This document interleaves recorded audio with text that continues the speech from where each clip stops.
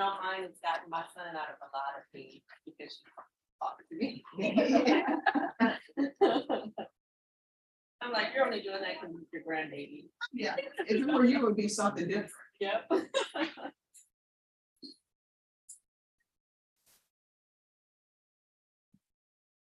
It's taking forever for life.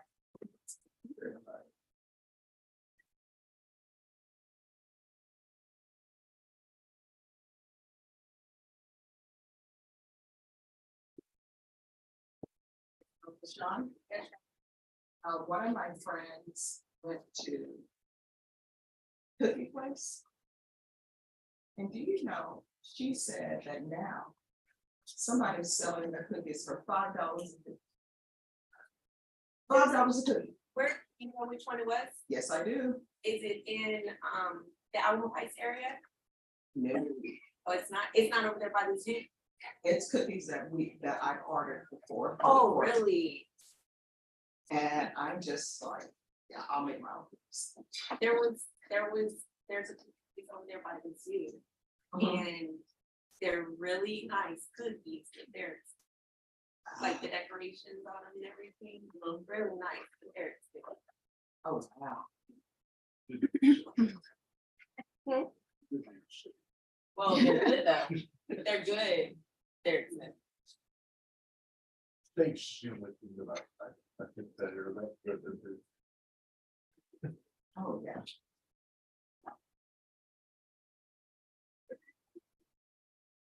Now, I know your revolution.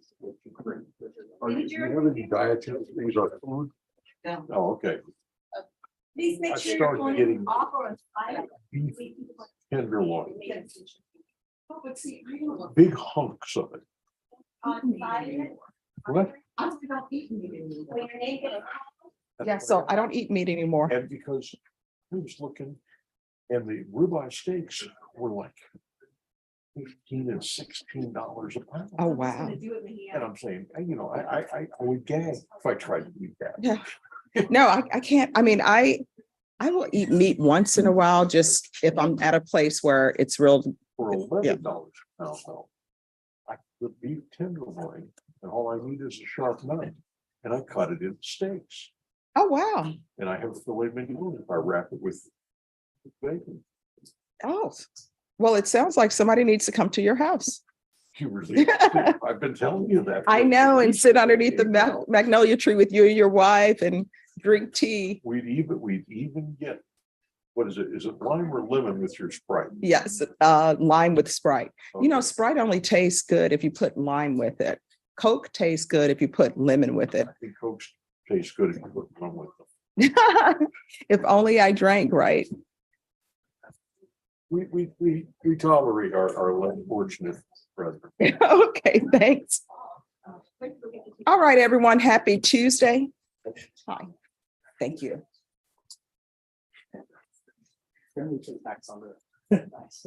No problem.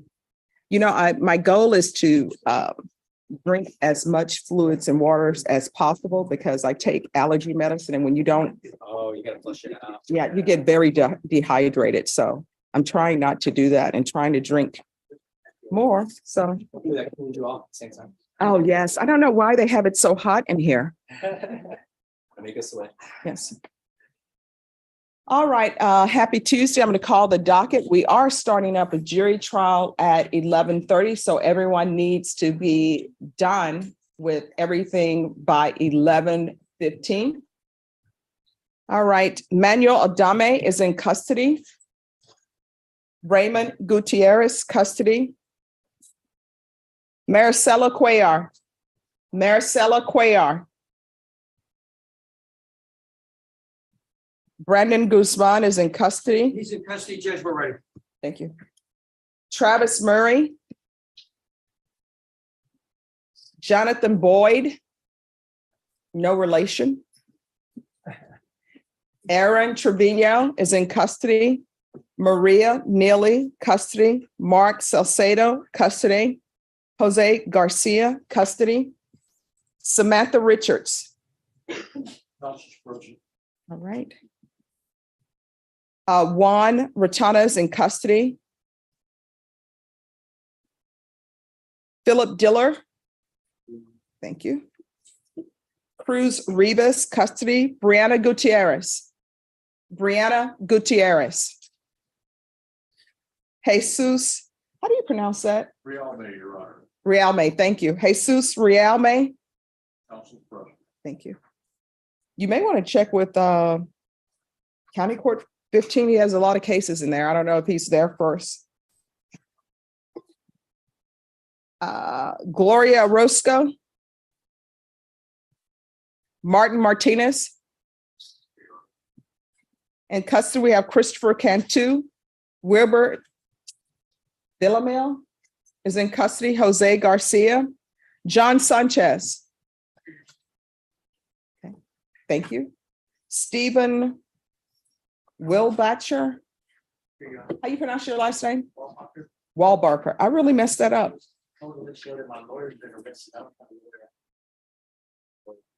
All right, we'll take care of that. Okay, see, people put in everybody's business in the purview, but okay. Joseph Garza. Matthew Cole. Christopher Garza is in custody. Juan Avalos. Demetric Jackson is in custody. Abelardo Torres, custody. Raymond Ruiz, custody. Marcelino Scott. Amanda Villegas. Amanda Villegas, thank you. In custody, we have Luis Mendez. Timothy Hernandez. Juan Orozco Jr. Juan Orozco Jr. I'm here on that. I've not heard from them. I left a message this morning. All right. I'm gonna arrange another court. Yes, you may want to go down the hallway and see if he's at the previous location of the 187. I think that's where I'm going. All right, Brandon Sierra. David Leon. John Ramirez is in custody. Is there anyone who's present and your name was not called or you came in late? All right, we'll start here. What's your name? Not a juror? No. All right. Do you know who your attorney is? Yes, Joe Steinberg. And do you know your SID number or case number? I did not. All right, just give us a moment. Yes. All right, just have a seat. Margarita Lopez. All right, do you know who your attorney is? Samuel Lance. All right, and do you know your case number? 795-689. All right, we're going to have you approach in just a moment. What's your name? Vincio Rodriguez. Do you know who your attorney is? Ron Rock. And do you know your case number? All right, what's your SID number? 815-605. All right, just have a seat. Anyone else? All right, who is this guy holding up the window outside? Brianna, here in the docket. So talk to the commissioner.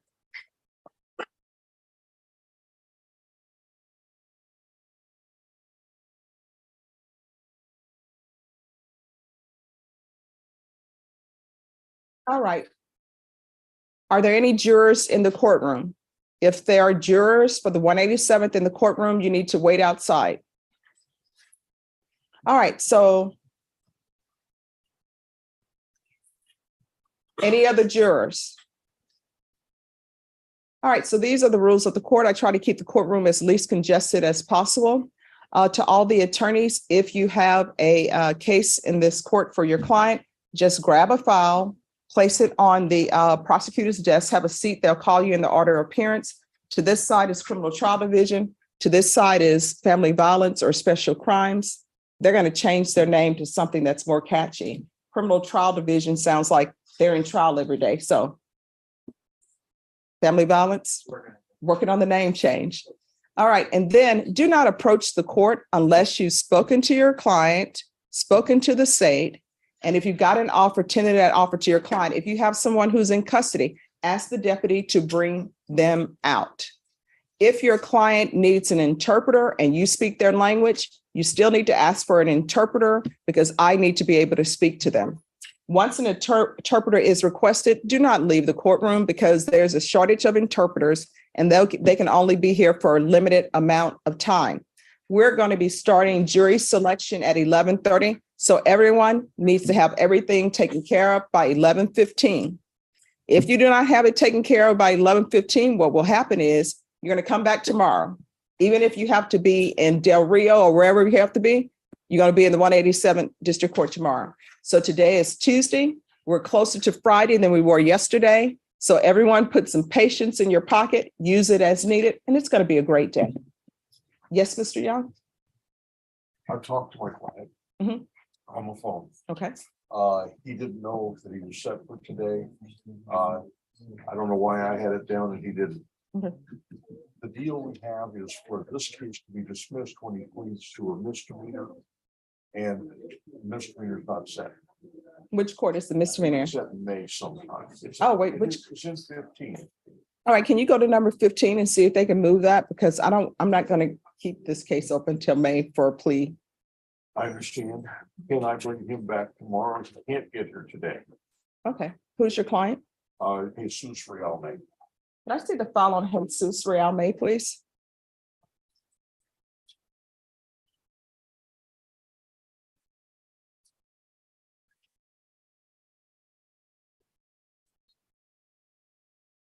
What's the file? Ah, thank you.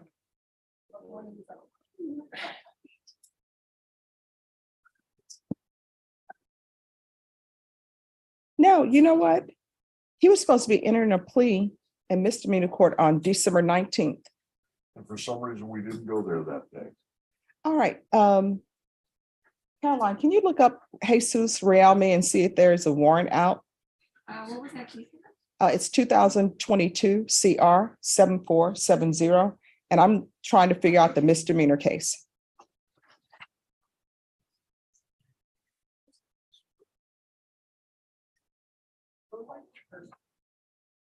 I think you spent the day sometime. Okay. Seen that May date, but I'm not seeing that he has a warrant. All right. So I'm going to recall this tomorrow, but he needs to do that plea well before May. So I don't know if you are able to talk to County Court at Law number 15. And I'm not sure I can either because they're currently doing everything on Zoom. Who is 15? What's her name? Laura, maybe? I'm sorry. Who's County Court at Law number 15? Melissa Barr. All right. So do you want do you want to go over there and tell them that this case needs to be put? I mean, they'll probably be able to put it on the docket tomorrow. I'm fully capable of falling on my short draw. All right. So I'm going to recall this for tomorrow. And one way or the other, he'll be in here tomorrow morning. All right. Thank you. Thank you, Your Honor. You're welcome. And your other client? I haven't had any contact with her now. All right. Do you want me to take that up now? Can we recall her for tomorrow morning also, please? No, not if you haven't had any contact with her. What's her name? Samantha Richards. She's right there. Aha. Yay. See? Miracles are happening.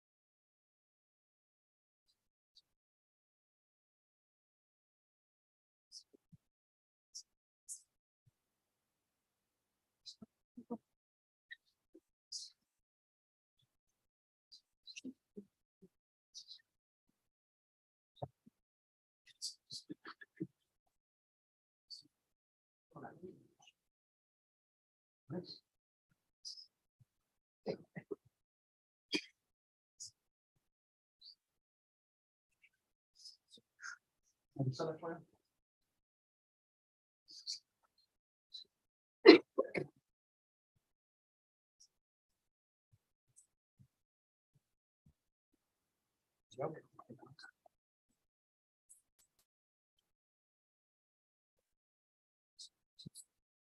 I think it's-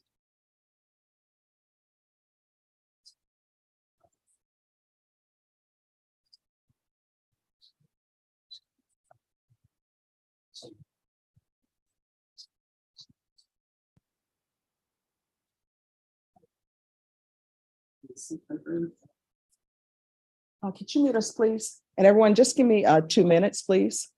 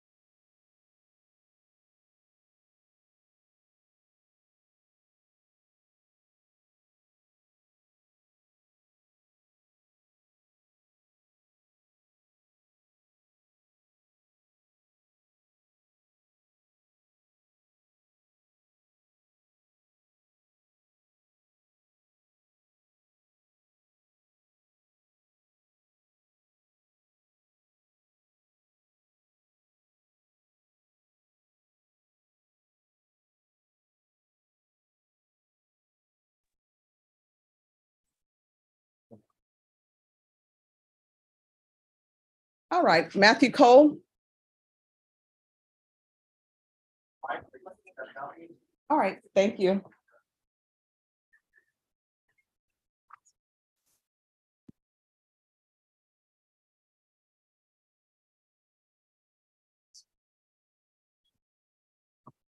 If there are any jurors in this courtroom, you need to step out into the hallway.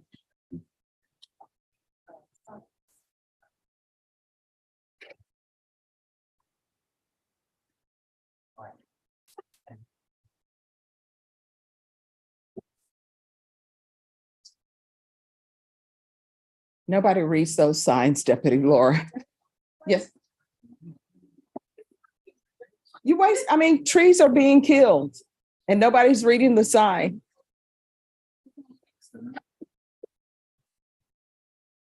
So I'll just make the announcement every 5 minutes.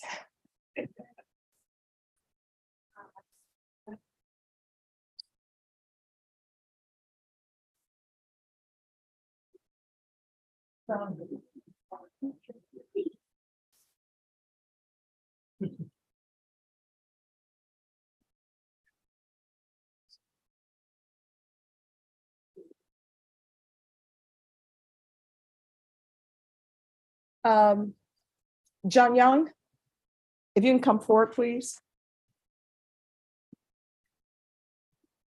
Judge Vera, she's Judge Vera, Melissa Vera. She said she can take your case tomorrow. And he'll be here. He will check in with you first, and then we'll go to the minor court. Okay, all right, thank you. Thank you, Your Honor. You're welcome.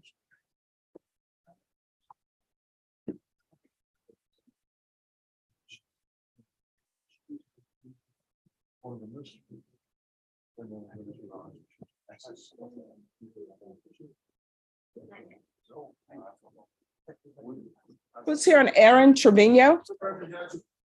Yes. Oh,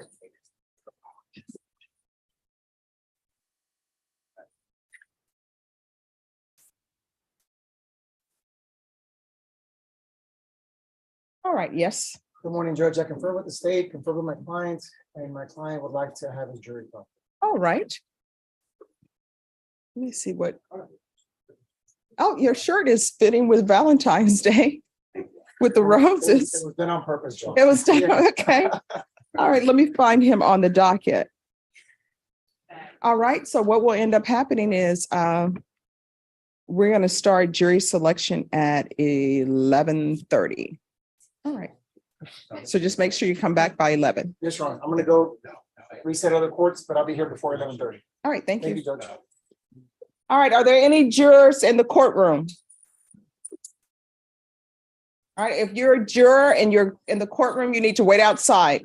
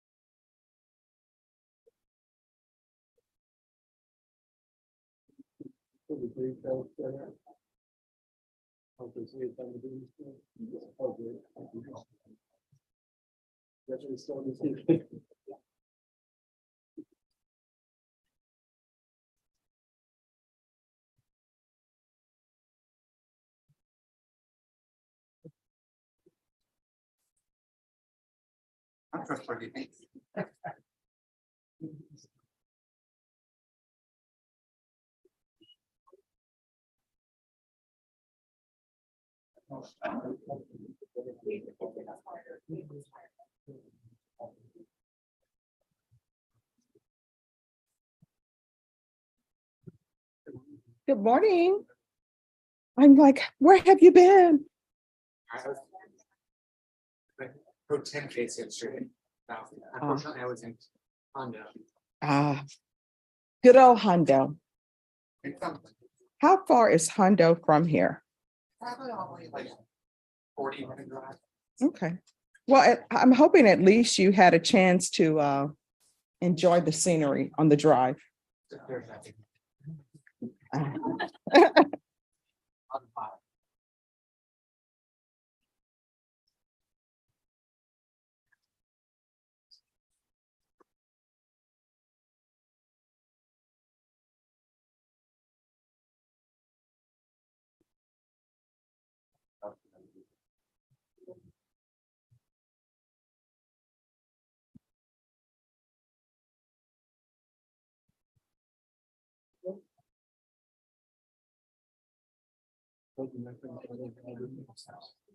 All right, thank you.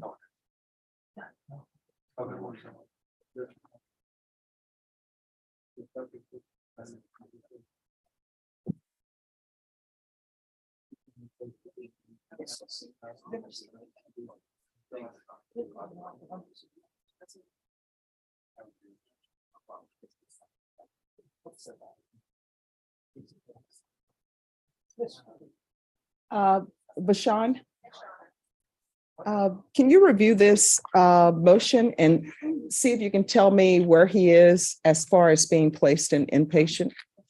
Thank you.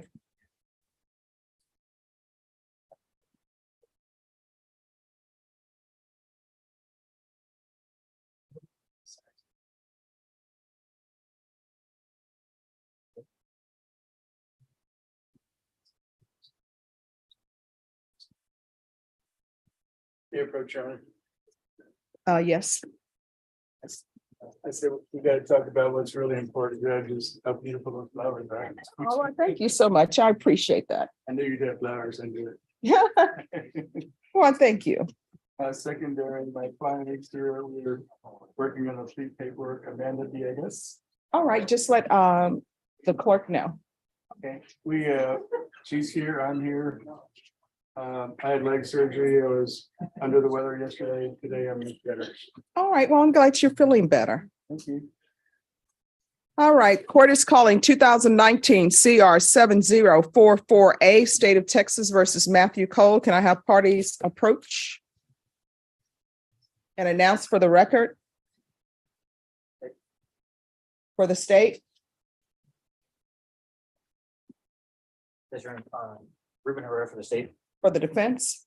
Austin Navy for Mr. Cole. All right, so we're starting a new thing in this court. People are not allowed to whisper when they come before the bench so that the court reporter can hear.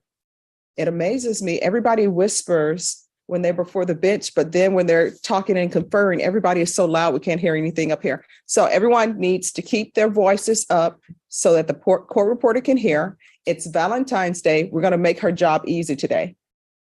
All right. Yes, Your Honor. Thank you. All right. So yesterday, the court heard testimony from defense witnesses. Is there any more testimony from either side?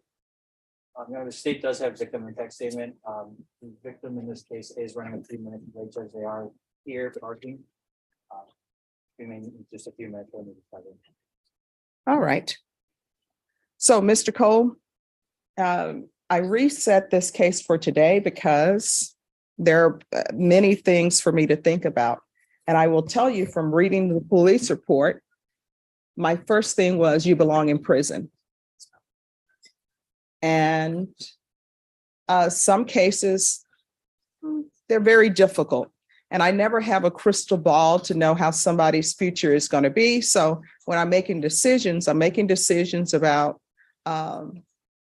what's in the police report about the person who's standing before me, about whether this person has learned their lesson, because sometimes punishment is about rehabilitation, but it's also about punishment as well. Absolutely. And any type of sentencing, punishment is always a part of it. But then you have the rehabilitation. And hopefully when people go to prison, they receive rehabilitation as well. Sometimes it doesn't work out. Sometimes people go to prison and they come out of prison. Sometimes they're worse than when they went in. And sometimes they just don't learn anything. They say, my life is over.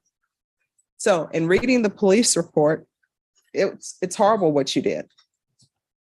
But I am also looking at, and it wasn't these prosecutors, but previous prosecutors with regards to the co-defendants, they agreed for them to have deferred adjudication. So I listened to your past and what you've gone through with your mom being a heroin addict, with your grandmother having a seizure while you were 8 on the VIA bus, and CPS just coming in, scooping you up. And then they're like, this is your new family who you're going to be with. I, internalized the fact that this person is supposed to be your very best friend. And then it turns out your best friend is not really a friend. He's with the mother of your child. I knew him since elementary school. Yeah. So you knew him since elementary school. We can go off the record. As a side note, you know what my grandmother would always tell me? What? Nobody's your friend, but Jesus Christ, and sometimes your mom. So my grandma. Because sometimes your mom doesn't like what you do. All right. We can go back on the record. So it appears that you're doing well, and you're doing well not being in Bexar County. So is it your intention to remain outside of Bexar County? Yes, ma'am, absolutely. All right. Would like to transfer, Your Honor. Okay. So, Mr. Cole, what do you think should be done with you? I think I should get deferred. Well, no, here's the thing. Sometimes people think and want certain things, but the question is, what do you deserve? I think I deserve deferred because I've made a lot of effort and a lot of improvements in my life. And I'm continuing to make those improvements. And I know in my heart that whatever punishment you give me, I'm going to follow through 100%. So if you get sent to prison, what are your plans? I'm going to try to have a positive mindset in prison. I mean, nothing much I can do there. Obviously, I'd like to not go to prison. I'm trying not to follow in my dad's footsteps. But if it happens, it happens. All right. So what would be your plans if you're in prison? All right. If there are jurors in the courtroom, you need to wait outside. And the person in the red coat, you need to have a seat. If you're in the courtroom, you need to have a seat. If you are on the docket and you're late, you need to have a seat on the first row. So if you're sent to prison, what are your plans? Because your minimum sentence going to prison, it's an agreed upon that you do 6 years. So what would be your plans if you're taken into custody today and transported to prison? My plans would probably be to pursue a higher education, but that would also be my plan if I get deferred. The only difference is I'd be able to work and provide for my family. All right, because we're talking about prison. We're not talking about deferred. So I'm trying to figure out what your plans are if you're sent to prison. I would pursue a higher education and work out probably and read. And how do you think prison life would go for you? I don't think it would go well. I would just be surrounded by the people that I've worked hard to get away from. Mm-hmm. And sometimes the people we work to get away from are our people, right? Because if you commit a crime, Absolutely. a lot of people will come before me and they'll say, oh, I'm not like them. And my thing is like, yeah, you're like them because that's why you're here. You committed an offense. So I definitely agree that I used to be like that. But I know that I've changed. I know I'm a different person now. but if you go to prison today, that means that you have to say goodbye to your family. Are they going to wait for you?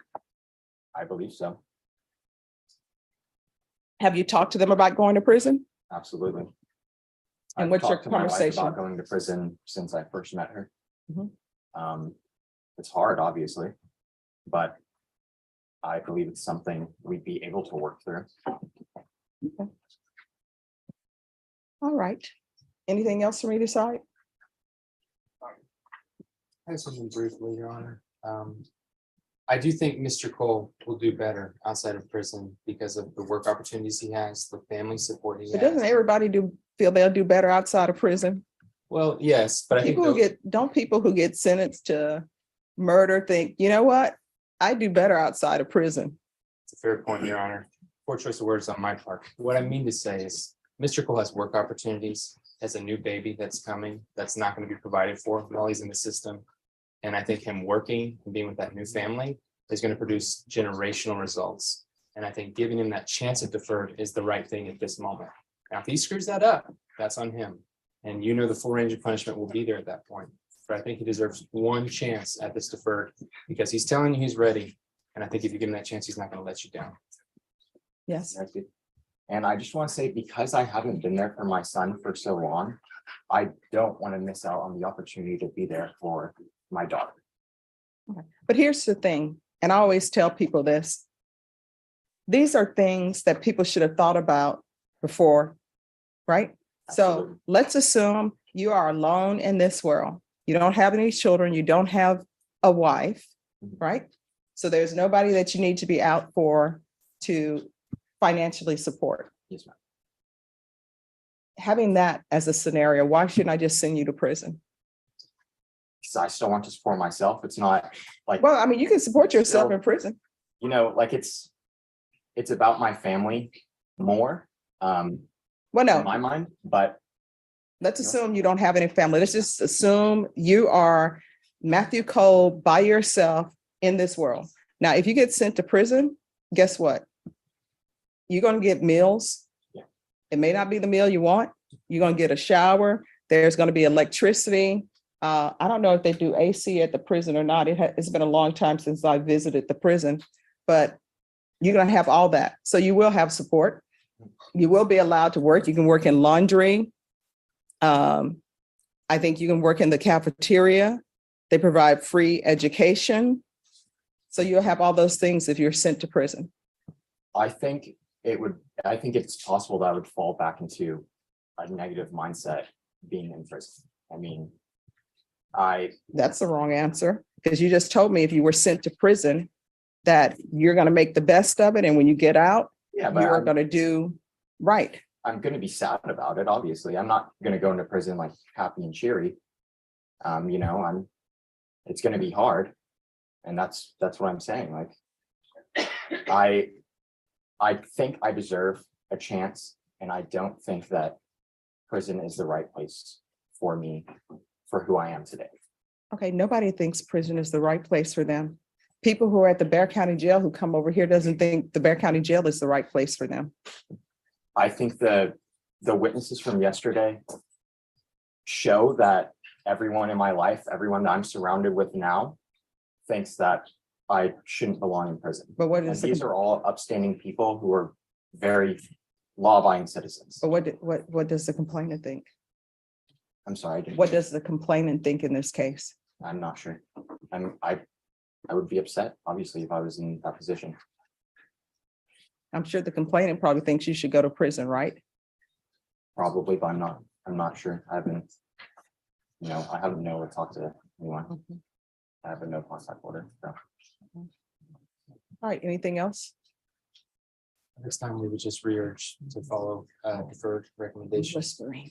We would re-urge to follow the deferred recommendation, looking at what the co-defendants have done and received, and also in light of what Mr. Cole said today, and all of the witnesses that are there to support him, I think he deserves that chance. And how old are you? I'm 23. All right, anything from the state? I know you are silent. We do have a victim impact statement. The complainant in this case is here. All right.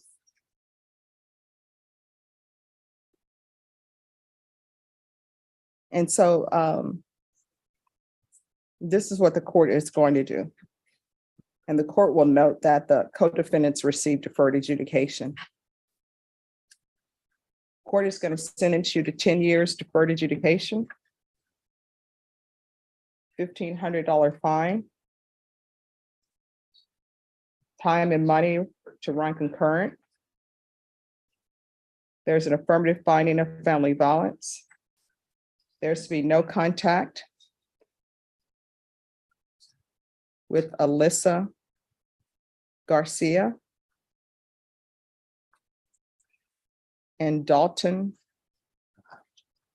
DeWinnie. That's DEWINNIE.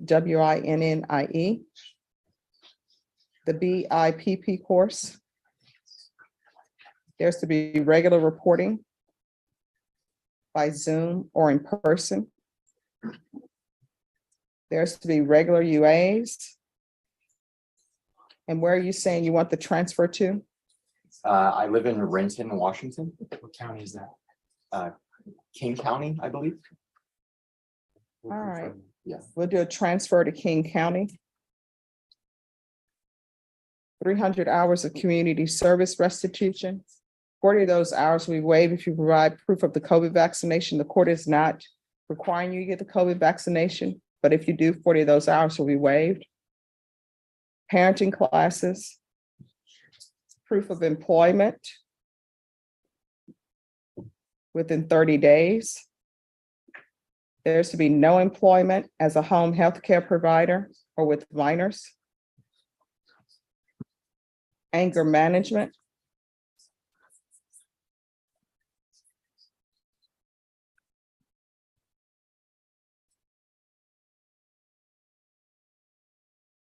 I'm going to want a TAP evaluation. And if the TAP let me see, I think we may have had a TAP evaluation. I think there was a TAP as part of the PSI. Your Honor. So I'm going to want intensive outpatient treatment.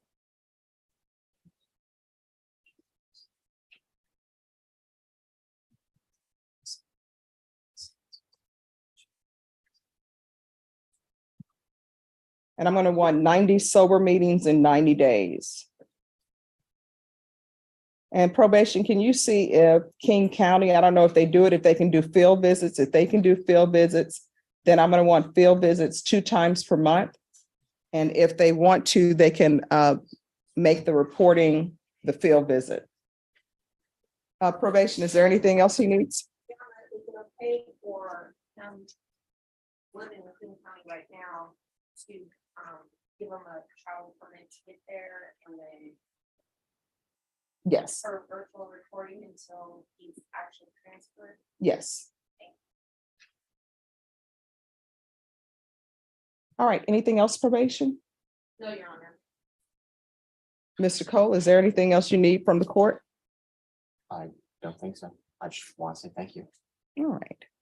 Well, I mean, we'll see how you do, okay? Ma'am. Showing you what's entitled Trial Court Certification of Defendant's Rights to Appeal. Did you review that document with your attorney? Did you understand it and did you sign it? All right, because this is a plea bargain agreement, because I followed your plea bargain agreement and because you waived your right to appeal, you do not have the court's permission to appeal. Do you understand? Yes, ma'am. Because this is an affirmative finding of family violence, you're not allowed to own or possess any weapons or ammunition. If you have a question over what a weapon or ammunition is, you'll need to speak to an attorney. Do you understand? Yes, ma'am. All right, we can go off the record. So, Mr. Cole, you need to make sure that you follow through on everything that's being asked of you. If for any reason a motion to revoke is filed against you and it's granted, you're looking up to life in prison. You understand? Yes, ma'am. Now, your agreement with the state was for 6 years and they were silent. So because you received deferred adjudication, now you're looking up to life in prison. You understand? Yes, ma'am. You're going to have to do better. And from here on out, every decision that you make in your life, you need to ask yourself, is this something that can result in me potentially going to prison for life? You understand? Yes, ma'am. And that goes with any marijuana use, any edibles, or anything like that. You understand? Yes, ma'am. If there is some issues with mental health, then you need to talk to someone about that. And you can speak to probation about that. They will recommend someone. You understand? Yes, ma'am. All right.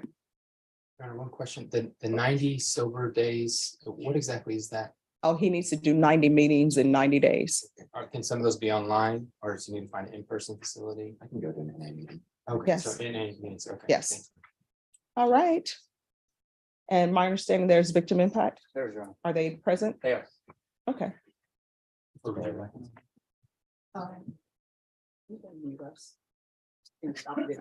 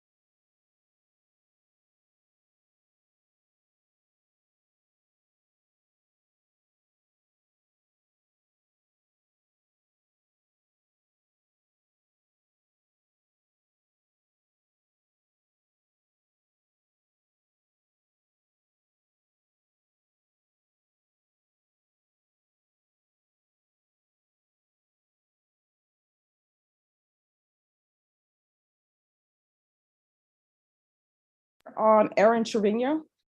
Why do I have the file on Aaron Trevino? No, I was looking at it. Oh, okay, all right, sure. Jonathan Bolden.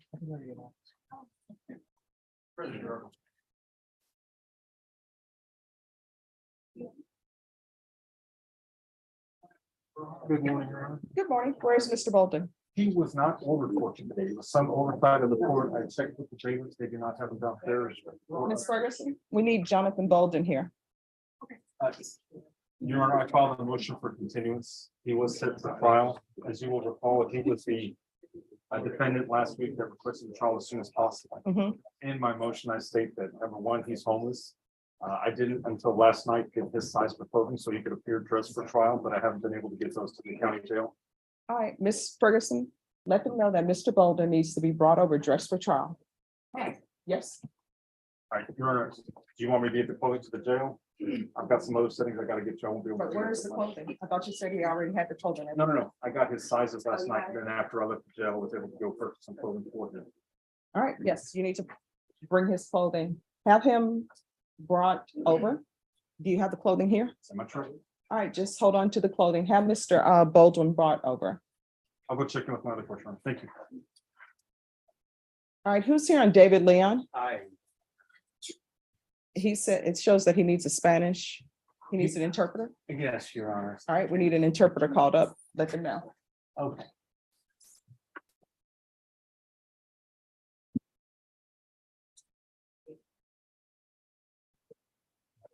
All right, and this one's done.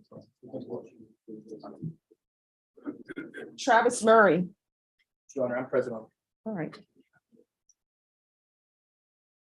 Mr. Murray, come up. And are there any jurors in the courtroom? If there are, you need to wait outside. Any jurors in the courtroom? All right, yes.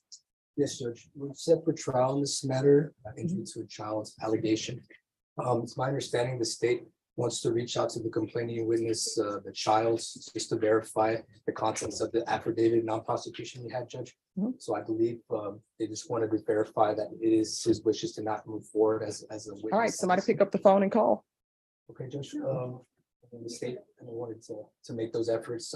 Oh, yeah, pick up the phone. That's what phones are for. Yes, Judge. I mean, I'm good. I believe the state, wanted some time to make those efforts. All right, it's 9:56 a.m. Somebody will call. Okay, I'm not with the state judge, so, okay. Oh I'm down to that. All right, thank you. Thank you. We're taking your word for it.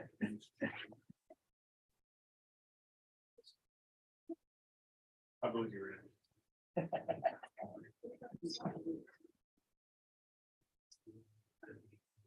Juan Orozco. And I'm here on that. I don't believe he showed up. Juan Orozco. All right, we're going to go on the record. Court is calling 2023 CR 0473 State of Texas versus Juan Emmanuel Orozco. Could I have parties announced for the record for the state, Daniel Escobar for the state of Texas. for the defense? All good, Smith for the defense. All right, this case was originally scheduled for February 13th, and the court allowed it to be recalled for today. It is now 9:57 a.m. This case was scheduled to be heard at 9 a.m. Defense, have you had any contact with your client? No, Your Honor, I left a message on the number that I had and this morning about 6:30, all I could do. All right, and Deputy Laura, was there an announcement made, or could you make an announcement for Juan Emmanuel Orozco?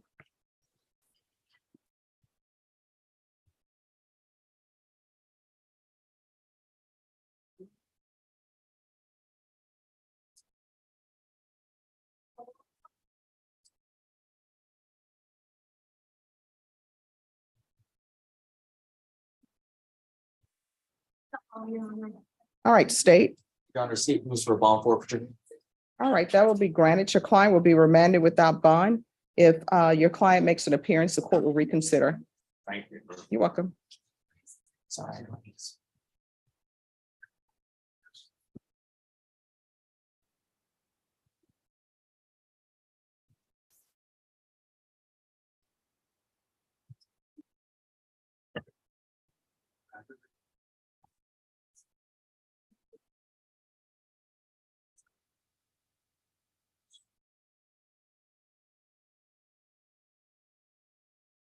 Joseph Garza.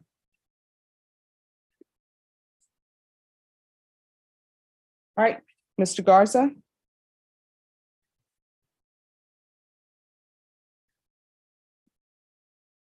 Court is calling 2022 CR 10420, State of Texas versus Joseph Allen Garza. Could I have parties announced for the record for the state, Just on behalf of the state, Your Honor. for the defense? Ruben Flores for Mr. Garza. And are you Mr. Garza? Yes. All right, you entered a plea of no contest on February 6, 2023. According to the plea bargain agreement, punishment is to be assessed at 3 years in the prison, and there are no applications. All right, the court will follow your agreement, find you guilty, sentence you to 3 years in the prison, give you credit for any time served. Showing you what's entitled Trial Court Certification of Defendant's Rights to Appeal. Did you review that with your attorney? Did you understand it and did you sign it? Because this is a plea bargain agreement, because I followed your plea bargain agreement, and because you waive your right to appeal, you do not have the court's permission to appeal. Do you understand? Because this is a felony conviction, you're not allowed to own or possess any weapons or ammunition. If you have a question over what a weapon or ammunition is, you need to speak to an attorney. Do you understand? All right, we're off the record. Mr. Garza, if there's a drug or alcohol problem, what I can do is I can request that you be placed in a therapeutic community. The therapeutic community does not increase your time at the prison. No? Okay. All right, good I luck would to like you. to say something. Sure. I was trying to contact Mr. Flores. And I just told him about the time. And I just want to say, he threatened my life, and I would like to press charges up. Mhm. All right, are you going into custody? Thank you. Y'all can help me. Okay, next. I understand.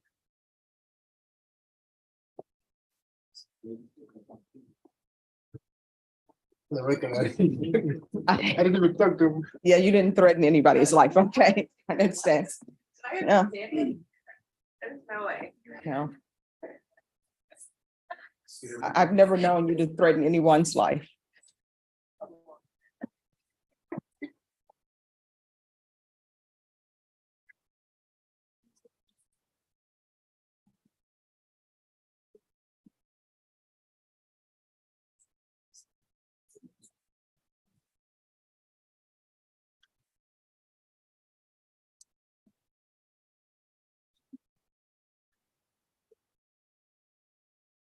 All right, Norma, could you call the attorneys and let them know they need to be here?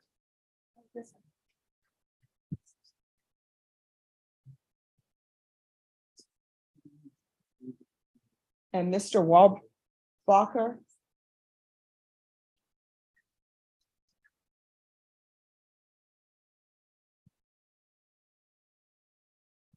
You're Stephen Wayne Walbacher, correct? Yes. All right, the attorney who's going to be representing you is Mr. Robert Mauer. He'll be here shortly, okay?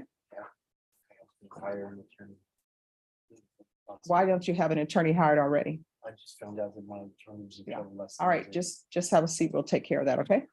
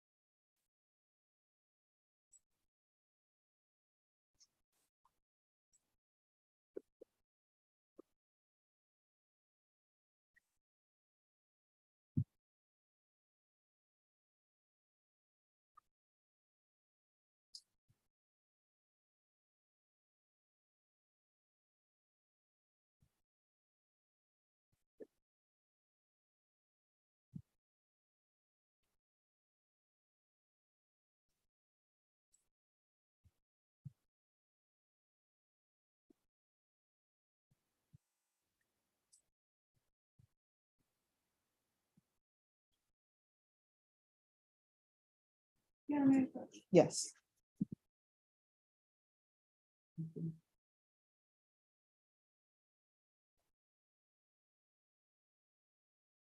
Thank you.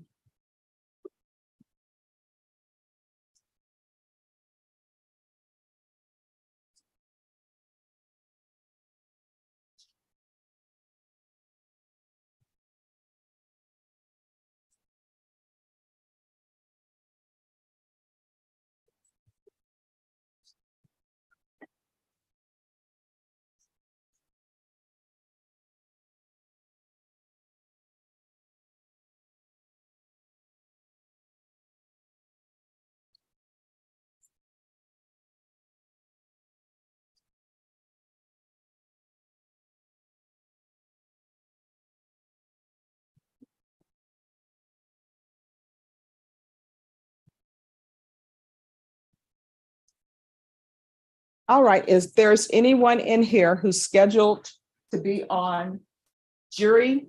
You need to wait outside. So are there any jurors in the courtroom?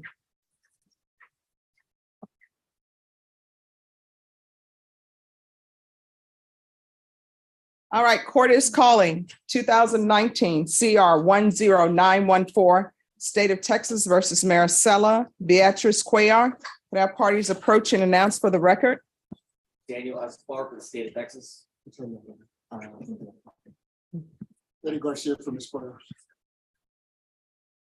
And are you Ms. Cuellar? Yes. All right, Ms. Cuellar, I'm going to show you a document entitled Motion to Enter Adjudication of Guilt and Revoke Community Supervision. Did you review that with your attorney? Did you understand it? Yes.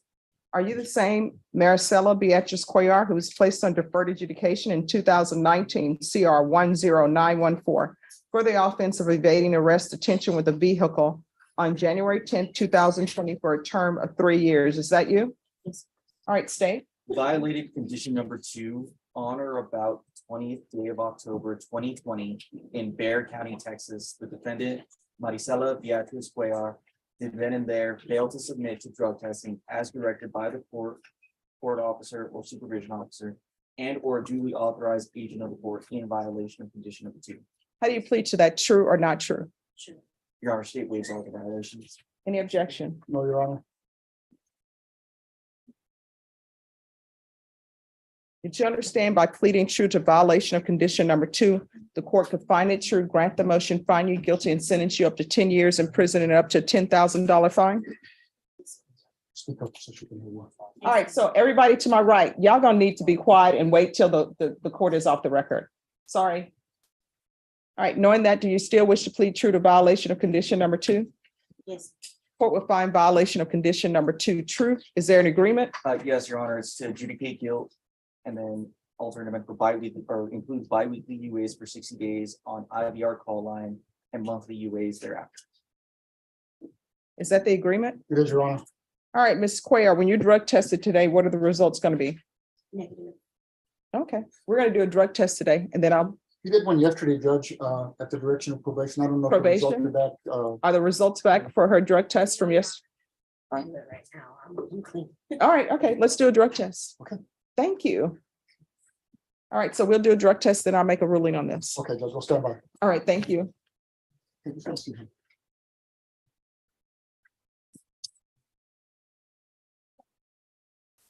John Sanchez?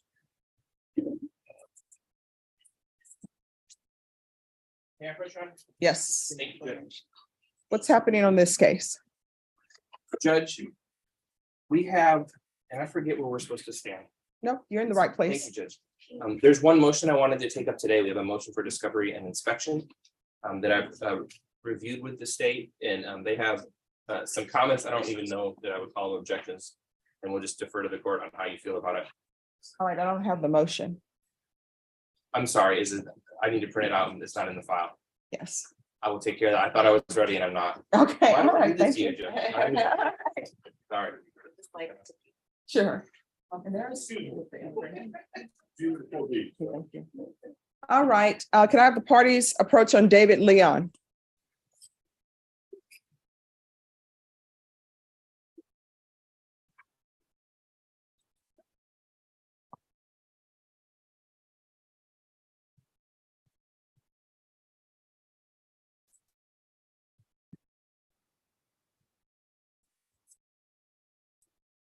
Hello. So where are we on this case? Last time we were here, maybe some witnesses are supposed to be subpoenaed for March 7th. I don't know why we're here today. Yeah, I filed a motion to allow my client, he's out on bond, Judge, but he's got a monitor. And I filed a motion to allow him to work, and when we were here last time, you said that he needed to get some kind of employment. And so I actually filed an amended motion with some information about Jose Pineda, who owns apparently a appliance repair place. Okay, I think, and I could be wrong, but I think what I said was that if he wants to work, he needs to provide information. I didn't require him to get a job. He's on bond, so I have no jurisdiction over him being employed or not being employed per se. But I required that if he is saying that he wants employment, he needs to provide where he's going to be working and what the hours are. All right, well, and that's what I was trying to give you, Judge. Okay, Okay, and so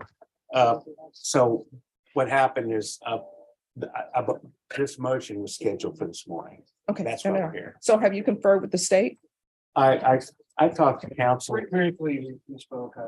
Yeah, so the name of this potential employer, now, please understand, Judge, that I have a local number for this employer. I've tried to call him and text him just to verify that my client can begin working. My client reports that he could start working immediately, doing appliance repair. What are his hours?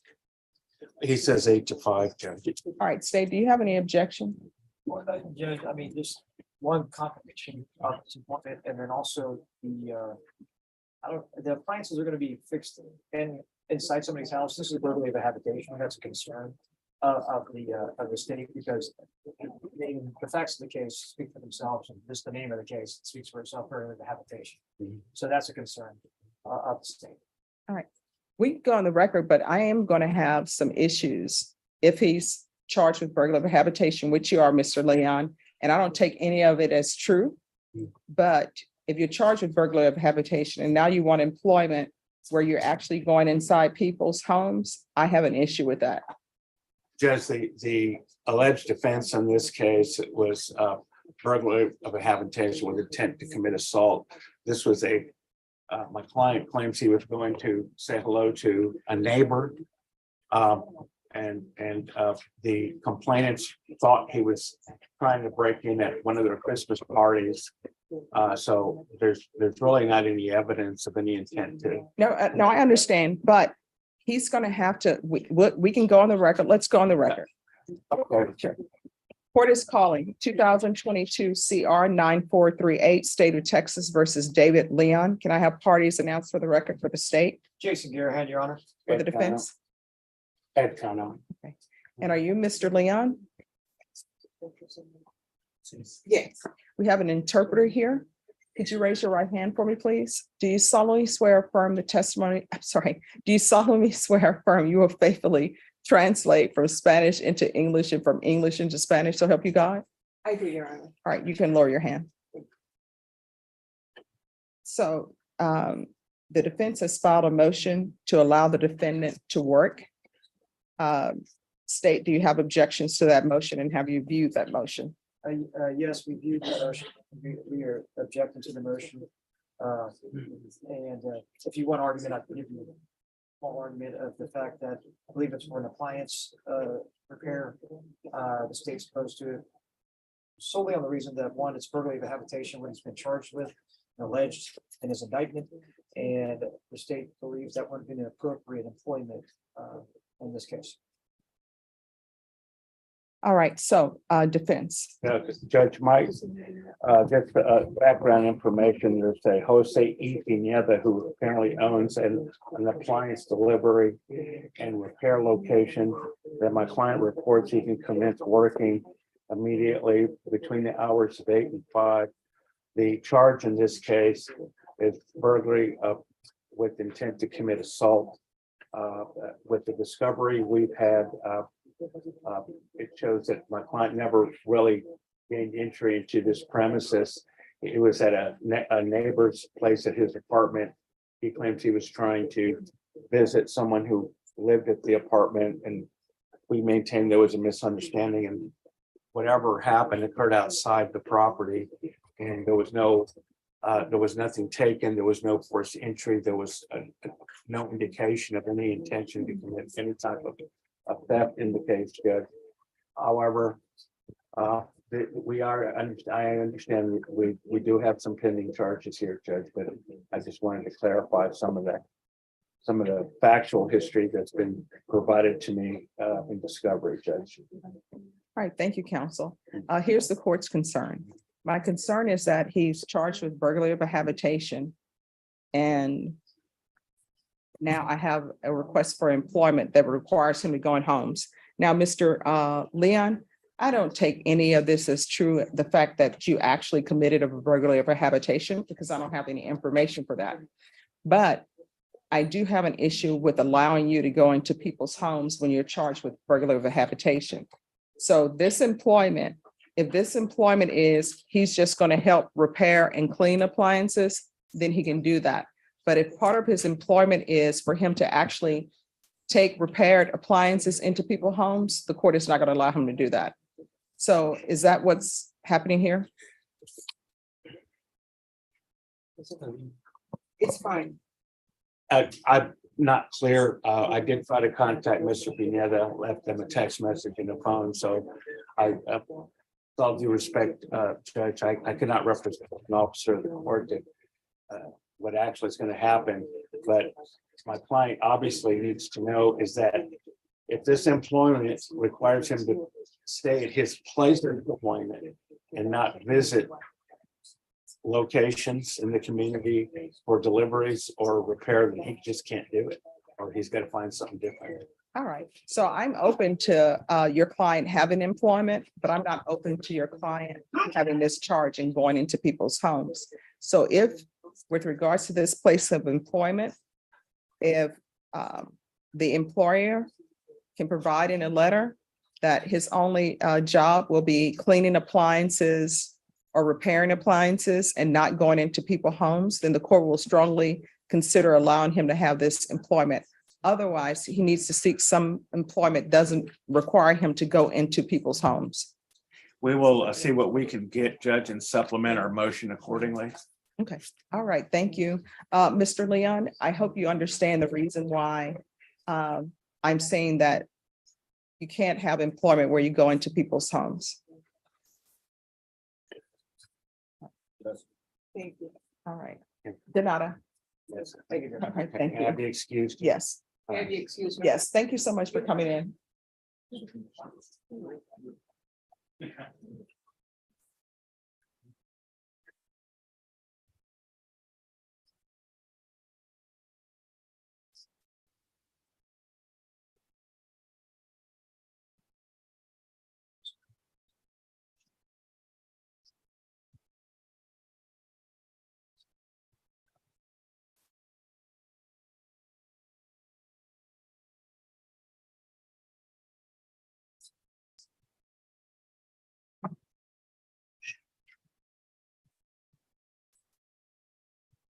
Christopher Cantu. Who's the attorney for Christopher Cantu? He's in custody. All right, Mr. Cantu, come over.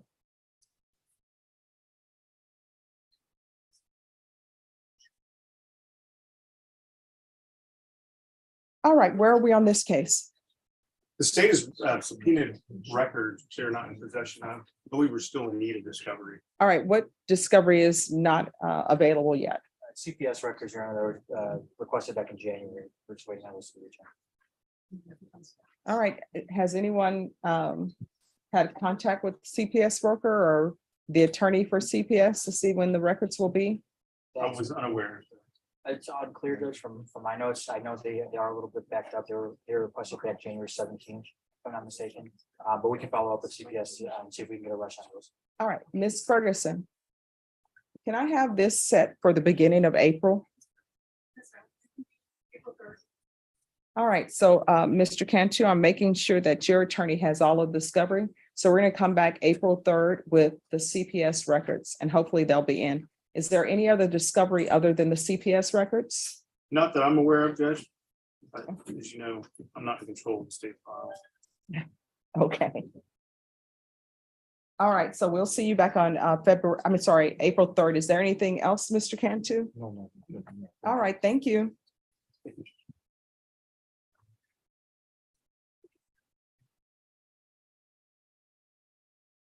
Which way you want him to go? Back to the desk?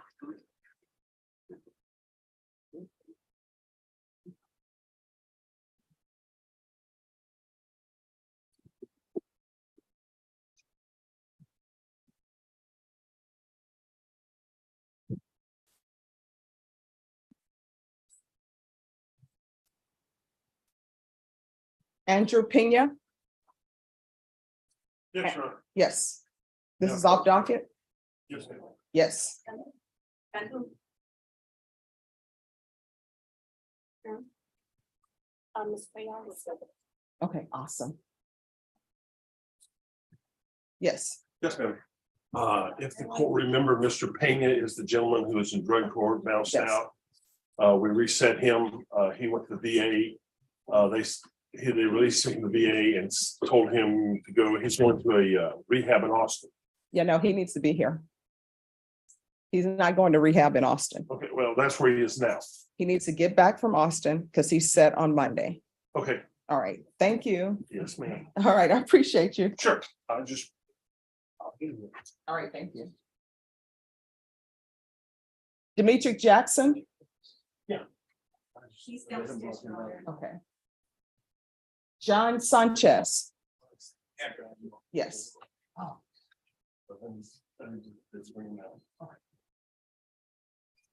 Number 8. All right, before we, I guess it's a motion for discovery. You have this as number 5. Is this the 5th motion for discovery or is just labeled 5? It's labeled 5, Your Honor. It's the 5th of, I believe we filed 9 pretrial motions, and just for reference in our system, it's number 5, but it is not the 5th motion for discovery. Okay. All right, State, are you ready to proceed on this motion? Yeah, I'm ready. All right, court is calling CM 099192, State of Texas versus John Albert Sanchez. Could I have parties announced for the record for the state, Brittany Mitchell for the state. for the defense? Jason Todd for the defense, Your Honor. And are you Mr. Sanchez? Yes, ma'am. All right, the court is in receipt of motion labeled 5, motion for discovery and inspection. State, have you had a chance to review the motion? I have, Your Honor. All right, any of these items agreed upon?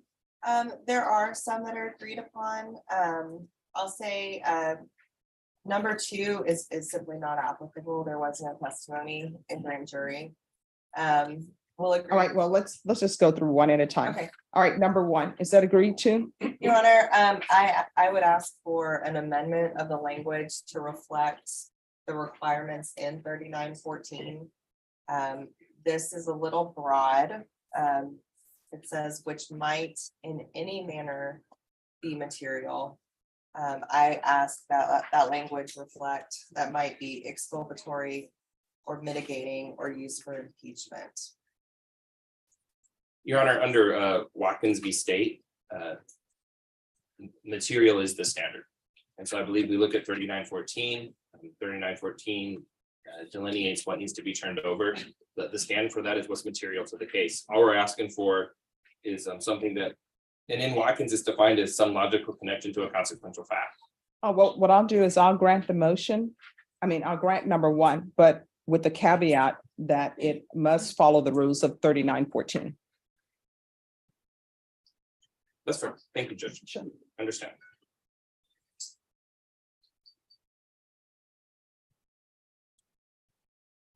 All right, number 2. It's not applicable. There was no testimony in grand jury. So there's no grand jury testimony. Do you wish to still have number 2 or you want to withdraw number 2?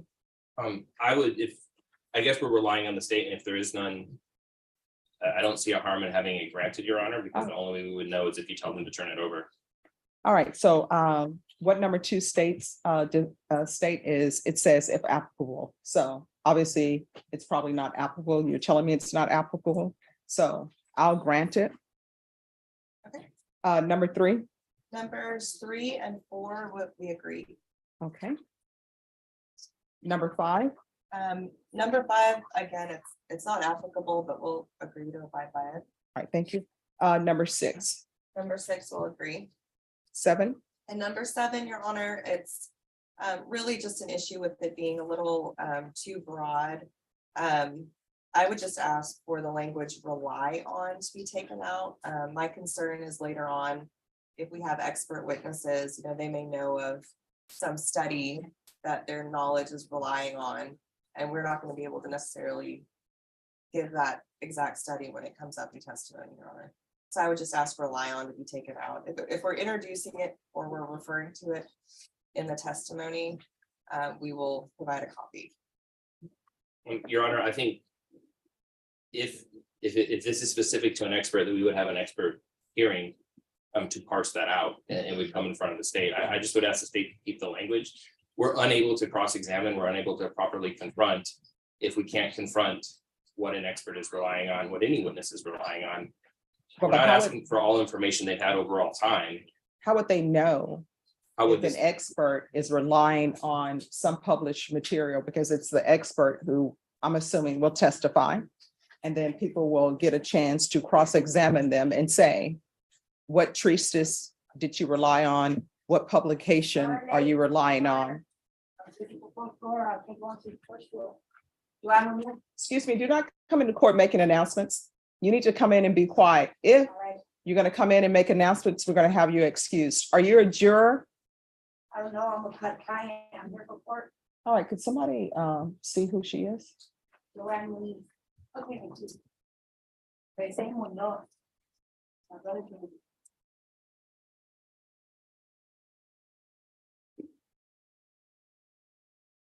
Yes, and if, and Deputy Laura, she's not set today. Let's see if we can find her attorney for an evaluation. All right, so we're back on the record. Thank you. You're welcome. If you never- All right, thank you. It's Tuesday. All right.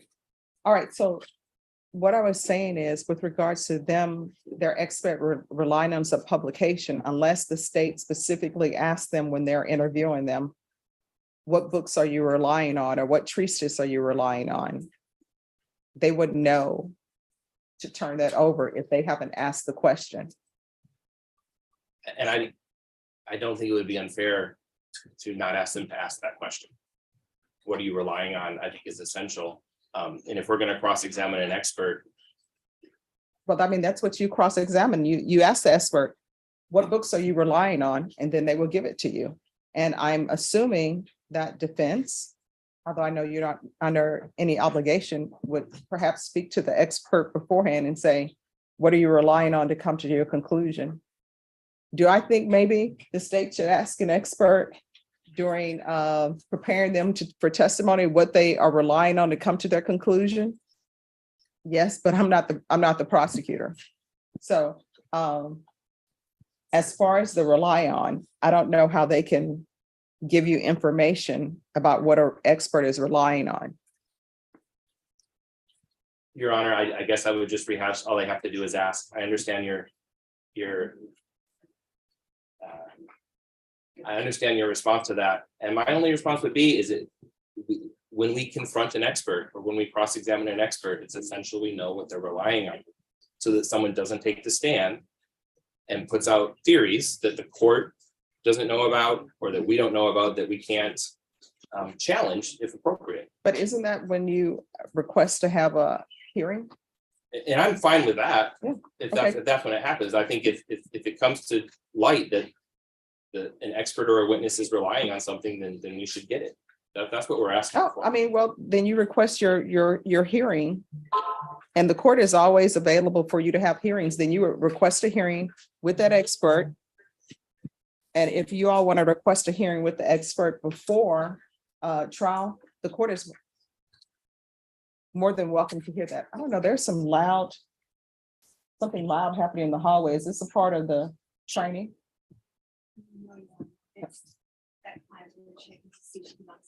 Okay. All right. So I'm going to take out the word rely, but defense, what I will tell you is if you want a hearing with regards to whatever expert they have, I will give you a hearing before jury trial. So it won't be during trial. We have a hearing just requested and the court will make that happen. I appreciate that, Your Honor. I think this also raises, though, in the situation that I'm thinking of more specifically, because I know that you will grant us that hearing and we'll work it out. We've had situations where the government elicits a question of why would this be wrong? And someone would say something to the effect of, well, it's against the human resources policies. Mhm. If the state's eliciting that testimony, then they knew that someone was going to say this is against the human resources policies. That would be something they're relying on. It's also something they're referring to. It's also something that's coming up in testimony. We believe they should provide that to us. So the expert hearing is fine, but it's just, there's other situations where all we can rely on is the state asking the question. We don't get an opportunity until they're on the stand. Okay. All right, court has made its ruling. Is there anything else with regards to discovery? Your Honor, just, the state would ask, there's a provision at the bottom. Asking, or it says that the defendant and the defendant's attorney. What page are you on? I guess it's the third page, the top of the third page. It's talking about the notice. I would just Let me ask, see your page. yeah. So there's the enumerated Yes. section, and then when it starts the narrative. All right, so I'm on that page now. Okay. So at the top where it says, it's asking for 10 days notice if there's any additions to this, I would just ask that it's a reasonable notice, which mirrors what's in the code. Obviously, we're talking about things we don't know what issues will come up. I mean, I imagine 10 days is sufficient, but I don't want to. Well, I mean, what it says is within 10 days, if prior to any trial or hearing, and as soon as they become aware of such information. So if you become aware of the information on day 20, I'm sorry, on day 5, then that's when you became aware of it. Okay. All right, is there anything else? That's it, Your Honor. Thank you, Judge. Sure, okay, is there any other than what we've gone over here, is there any other outstanding discovery? There is, Your Honor. Yes, what's outstanding? The state has a phone that they've done a search of that we have not received yet. Okay. There's mention of DNA that I don't believe, that it's not clear to me what the results of that are, or and we haven't received any results of that. Okay.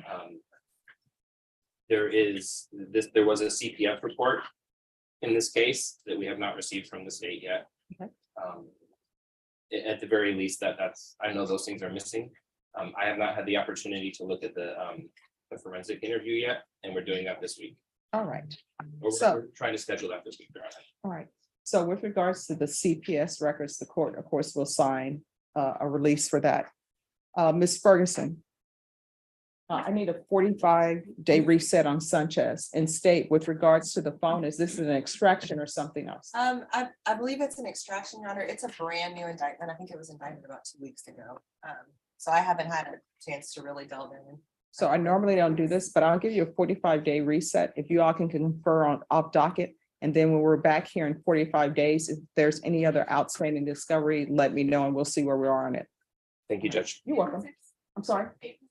All right, we're going to come back on April 6th. Ms. Ferguson will give you a reset form after you receive that. You are excused. Thank you, Judge. Thank you. Always It's good to see you.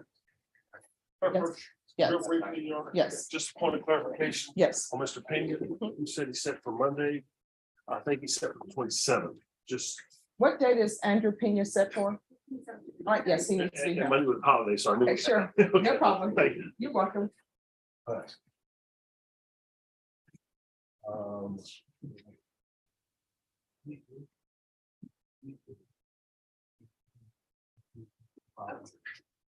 Your Honor, may I approach briefly? Yes. Your Honor, Mr. Bolden, Mhm. security needs you to give me an order to allow me to bring the clothing upstairs.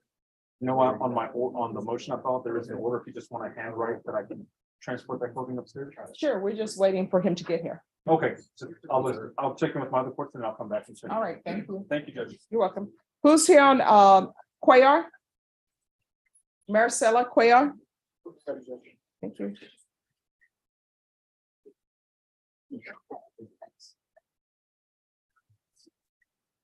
We're back on the record on 2019 CR 10914, State of Texas versus Maricela Cuellar.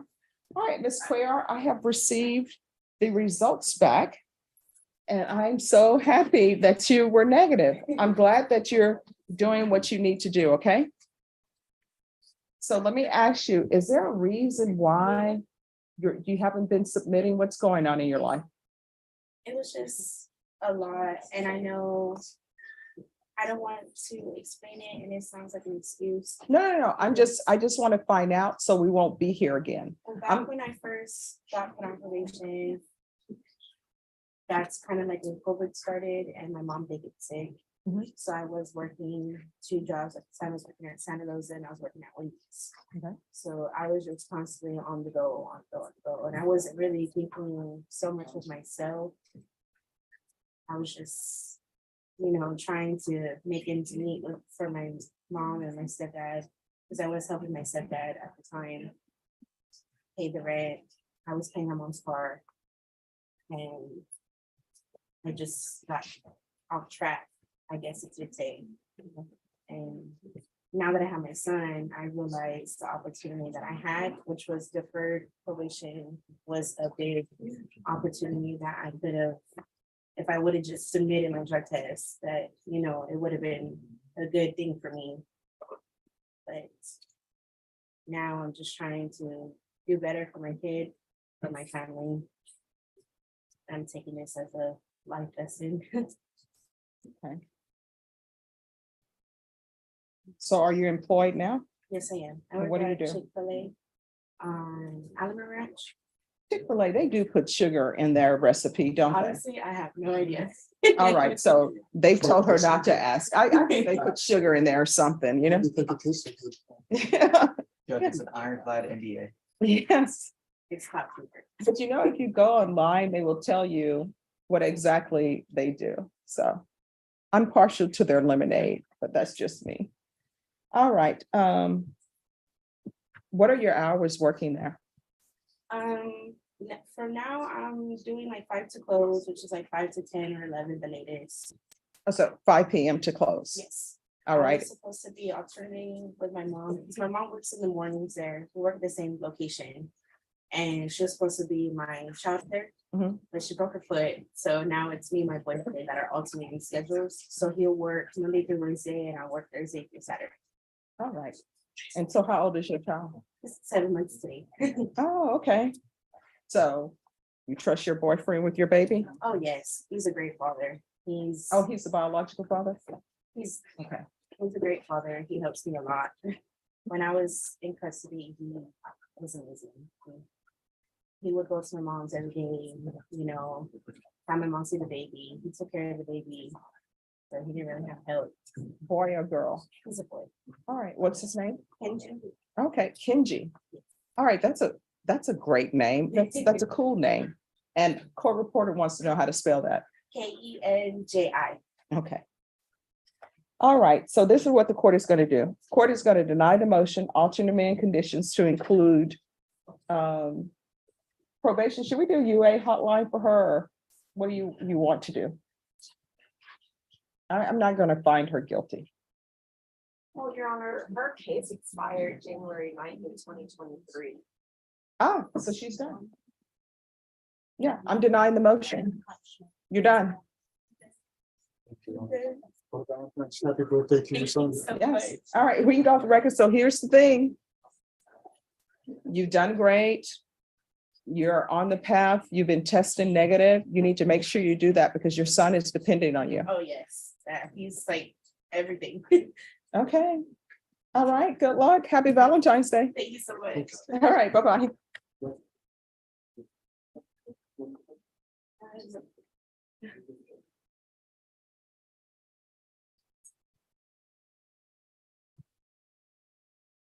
All right. Are we ready on well voucher? Well, before you come up, your attorney, he's not here. Just 1 second. Yes. He doesn't have an attorney. Mhm. When it's time to hire an attorney, I've agreed to represent him today. I've agreed he would like to reset for a week or two. Well, I mean, are you being hired? He says he's gonna hire. So I can't do it right now. Tomorrow, I need to meet with him. Yes, I believe I'm gonna be hired. Am I gonna be hired? We agree. I need a little time. I need to get to discuss it, so. A week or 2 weeks is what. All right, Ms. Ferguson, we're going to recall Mr. Wahlberger for next week. All right, so we'll be back on February 23rd. Ms. Ferguson will give you a reset form.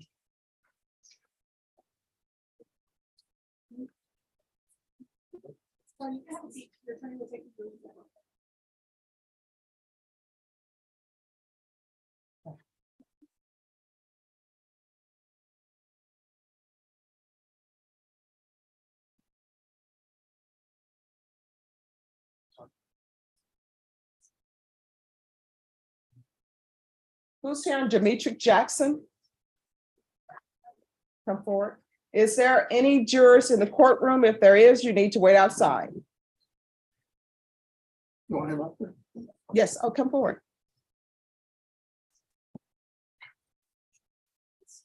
All righty, what is happening with Mr. Jackson?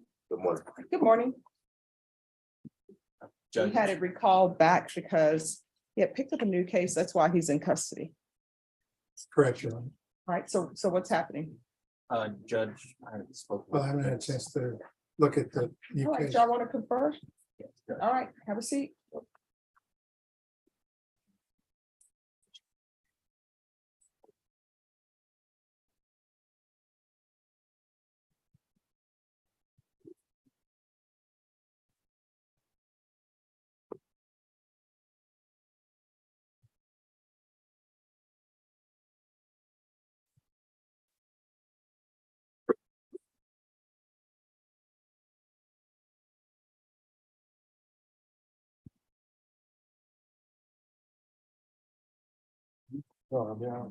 Yes. Samantha Richards is pending on the 2 armed robbery charges.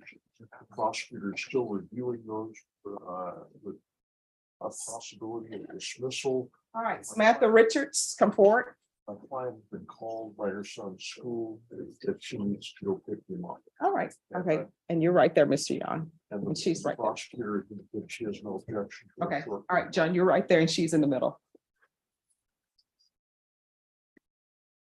All right, who's the prosecutor on Samantha Richards? I'm here, Your Honor. All right, we're set for jury trial on this today. We are. Yes.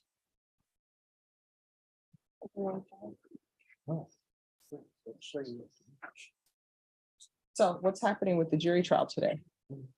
Your Honor,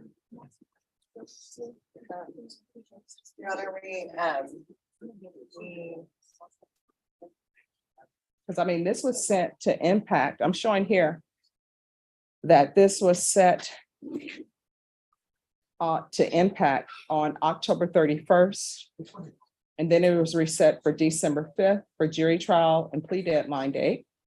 And then on December 5th, it didn't go to jury trial. So now it's set today for jury trial. All true statements, Your Honor. I'm sorry, what? All true statements. Okay, so what's happening with this case? Because it's set for jury trial. Y'all need to discuss that. We have, Your Honor. Well, I mean, she's up for jury trial.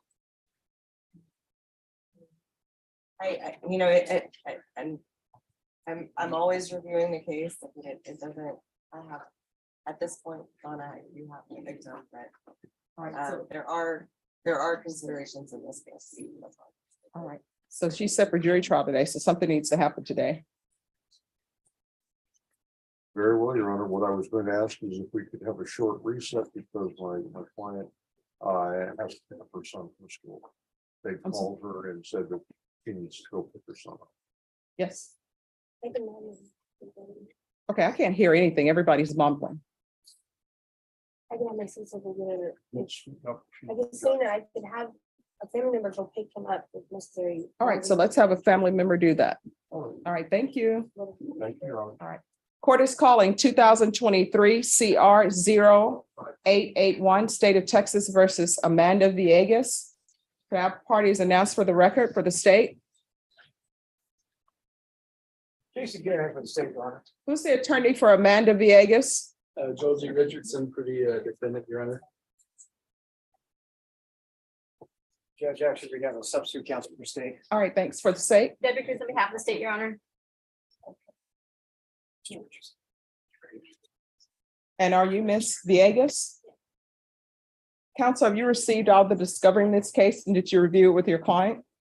Yes, Your Honor. Court will find that the state is in compliance with discovery. Ms. Villegas, I'm showing you what's entitled application for community supervision. Did you review that with your attorney? Did you understand it and did you sign it? Yes. Next, I'm showing you what's entitled true bill of indictment. Did you review that with your attorney? Did you understand it? Yes.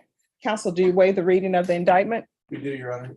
State, are you proceeding on the indictment as presented? Yes, we are, Your Honor. Ms. Villegas, I'm showing you what's entitled court admonishments. Did you review that with your attorney? Did you understand it? Did you sign it in all the appropriate places? Yes. Did you understand you're charged with the offense of driving while intoxicated with the child under 15? That's a state jail felony. The range of punishment is anywhere from 180 days up to 2 years in the state jail facility and up to $10,000 fine. Did you understand? If you have a plea bargain agreement with the state, the court does not have to follow your plea. If for any reason the court doesn't follow your plea and gives you more than you bargained for, the fact that you entered a plea will not be used against you and you will be allowed to withdraw your plea. Did you understand? Yes. Did you understand you have a right to jury trial, a right for you or your attorney to cross-examine and confront any witnesses the state would call and the right to remain silent? Yes. Did you understand by entering this plea bargain agreement, you were giving up those rights? Yes. And did you intend to give up those rights and enter into a plea bargain agreement in this case? Yes. Counsel, has your client been able to provide you with any defenses? Yes, Your Honor. Do you believe she has a rational as well as a factual understanding of the charges against her? I do, Your Honor. Do you believe she's currently competent and was legally sane at the time of the offense? That's true, Judge. Ms. Villegas, has anyone threatened you, coerced you, or placed you in fear to get you to enter this plea? No. Has anyone promised you anything other than the plea? No. Are you satisfied with the way you've been represented? Yes. Are you a U.S. citizen? Yes. Court will find that defendant has knowingly and voluntarily waived her right to jury trial. Showing you the plea bargain page. Did you review that page with your attorney? Did you understand it? Yes. According to the plea bargain agreement, punishments be assessed at 2 years in the state jail facility. There's a $1,500 fine. State recommends community supervision, the VIP, and ignition interlock. Did you understand that to be the plea? Yes. Defense, is that the plea? It is, Your Honor. State, is that the plea? Yes, sir. Next, I'm showing you the paragraph entitled waiver of appeal paragraph. Did you review that paragraph with your attorney? Did you understand it? And did you sign it in all the appropriate places? Yes. Again, did you understand you have, I'm sorry, did you understand by, I'm seeing something else that's popping on my screen. Did you understand by signing that you're waiving your right to appeal? The only items that can be appealed are written pretrial motions that have been filed, heard, and ruled upon by the court. Did you understand? Yes. Counsel, have there been any such motions? No, Your Honor. Next, I'm showing you outside the plea bargain agreement.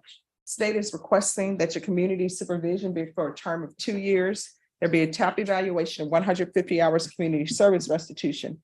Did you understand those are recommendations from the state and the court does not have to follow those recommendations? Yes. Then to the offense as charged, how do you plead? Guilty, not guilty, or no contest? Guilty. State any evidence? The state introduces State Exhibit 1 and all of its attachments. No objection, Your Honor, but she did want to plead no contest. All right, are you pleading guilty or no contest?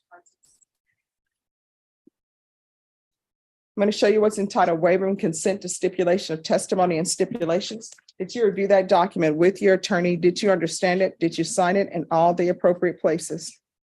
Yes. Again, did you understand you have a right to jury trial, a right for you or your attorney to cross-examine and confront? You safely call them the right to remain itself. To understand that today the state will be presenting evidence in the form of witnesses' statements and police reports, but most importantly, there will be no live testimony. Did you understand? Court will find that the defendant has knowingly and voluntarily waived and consented to stipulation of testimony and stipulations. Court will accept the evidence, states exhibits 1 and attachments and review the same.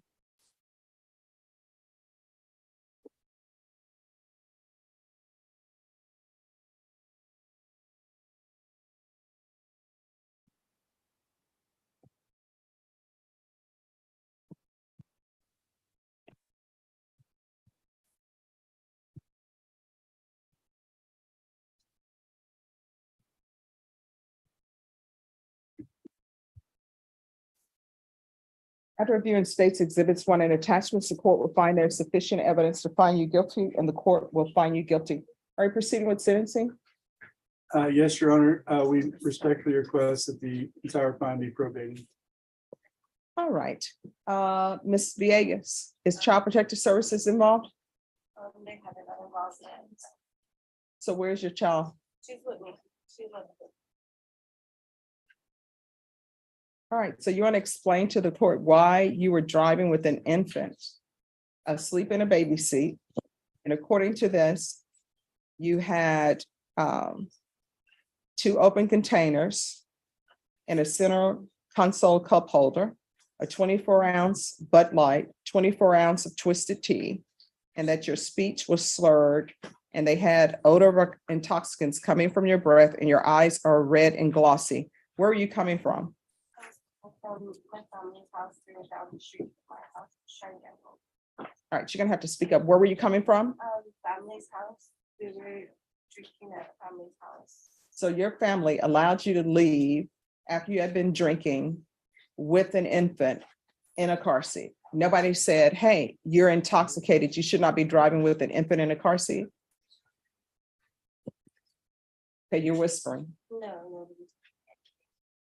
So how have you been addressing your alcohol issues? I don't believe about alcohol issues. Again, my statistics professor would be very upset with me, but usually people who get pulled over and plea to driving while intoxicated, that's just the first time they got caught driving while intoxicated. I don't know anybody who is taking an infant and driving with an infant while you're intoxicated and saying, I don't have a problem. Obviously you do. And obviously your family has a problem if they were so intoxicated that nobody told you you should not be driving, one, at all, and doubly when you have an infant in the vehicle. So when's the last time you had alcohol? And you need to be honest with the court. I haven't been drinking since then. All right, everyone needs to whisper. So when's the last time that you drank alcohol? Since I got caught with alcohol. All right, I find that unbelievable. Are you in any type of program?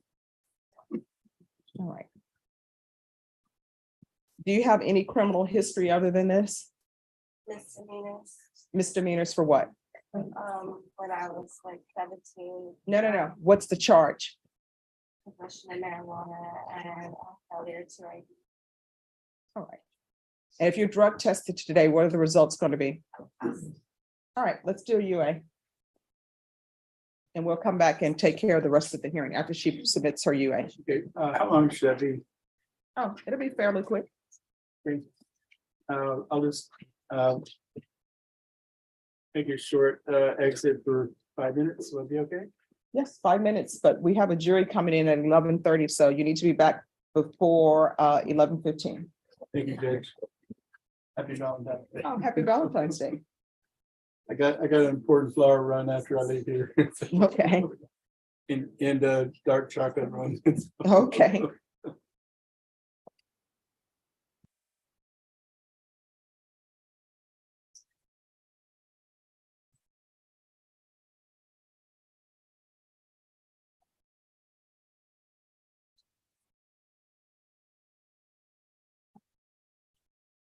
See, I did the internal thing.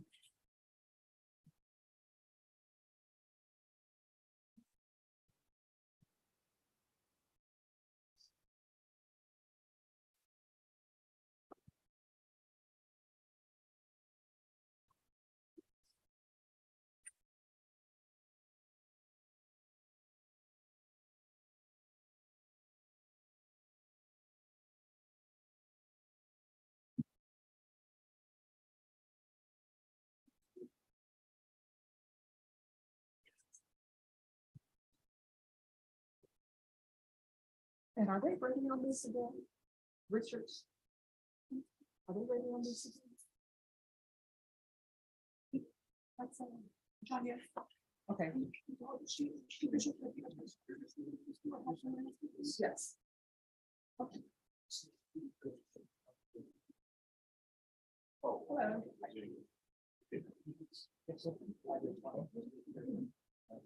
I don't know.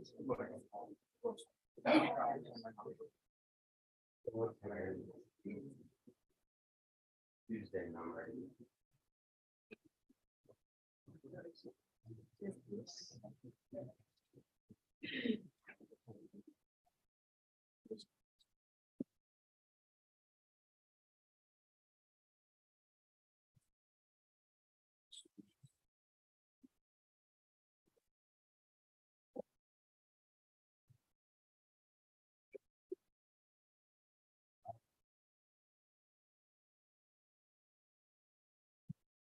For your staff, we've got other kids that had like.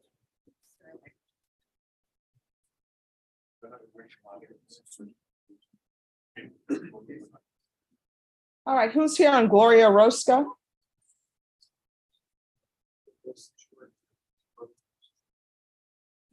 Where's the attorney on Gloria Rosta? Excuse me, where's the attorney on Gloria Roska? Who's the attorney?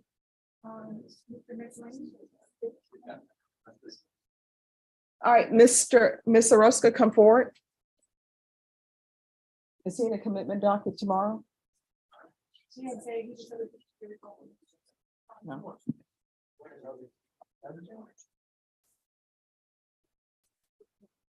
All right, Miss Aroska? Yes. We're gonna bring you back on February 15th. Miss Ferguson will give you a reset form. Your attorney is at another docket call. All right, thank you. They'll give you a reset form and then you're excused.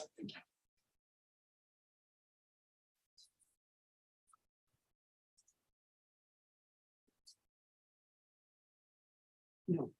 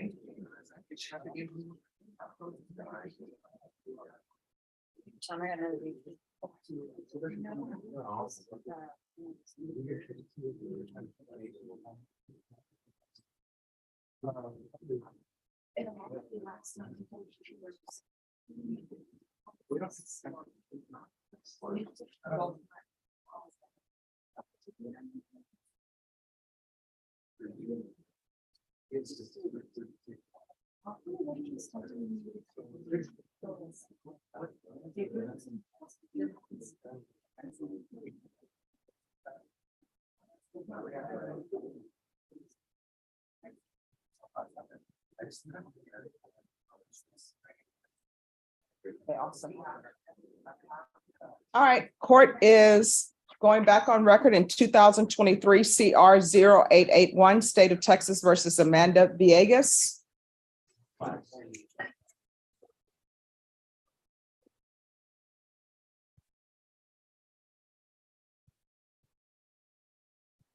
right, Mr. Richardson, I need you over there.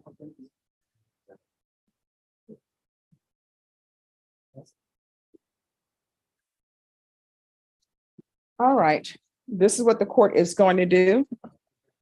The court is going to sentence you to 2 years in the state jail facility, suspended and probated for 2 years. There's a $1,500 fine that will be probated. There's to be the VIP, ignition interlock, DWI education course, 150 hours of community service restitution. 40 of those hours will be waived if you provide proof of the COVID vaccination. The court is not requiring you to do the COVID vaccination, but if you do, 40 of those hours will be waived. I'm going to want parenting classes. Once those completed, the remaining of the community service hours will be waived. There's to be ignition interlock for a full term.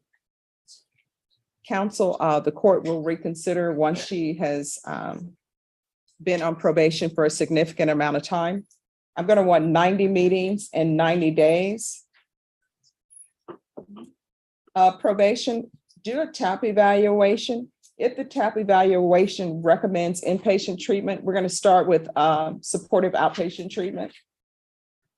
I'm going to want field visits 1 time per month, and probation, that field visit can count as her reporting. There's to be regular reporting by Zoom or in person. Proof of employment within 30 days. There's to be no employment as a home healthcare provider or with minors?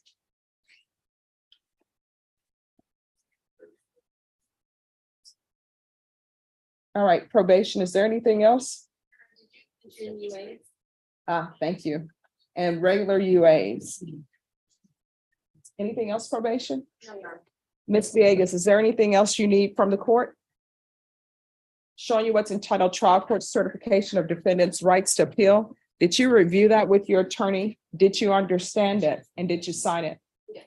Because this is a plea bargaining agreement, because I followed your plea bargaining agreement, and because you waive your right to appeal, you do not have the court's permission to appeal. Do you understand? And because this is a felony conviction, you're not allowed to own or possess any weapons or ammunition. If you have a question over what a weapon or ammunition is, you'll need to speak to an attorney. Do you understand? All right, good luck to you. We can go off the record. Here's the thing, Ms. Villegas. Whenever you get behind the wheel and you've been drinking, what usually ends up happening, if there's an accident, the person who's driving intoxicated, it's rare that they get injured. Usually it's somebody else gets killed or somebody else gets injured. In this case, it could have been somebody else or it could have been your child. If you love your child, then you should not be driving after having taken a drink. And while you're on probation, you're not allowed to drink alcohol at all. That means if you go over to your family's house and you all are having a barbecue or whatever, you're not allowed to drink alcohol on probation, period. You understand? All right, good luck to you. Probation will go over conditions. Judge, on the interlock, after about a year, do I talk to you in person or? Yes. Okay, thank you. You're welcome. All right, court is calling 2017 CR 7713W, State of Texas versus Raymond Gutierrez Jr.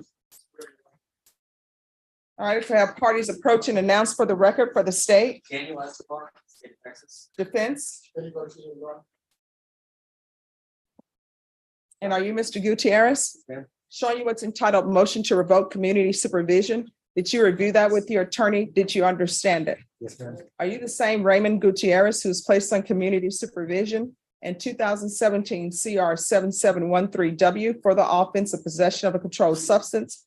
Penalty group 1, 4 grams to 200 grams on July 10th, 2018 for a term of 5 years. Is that you?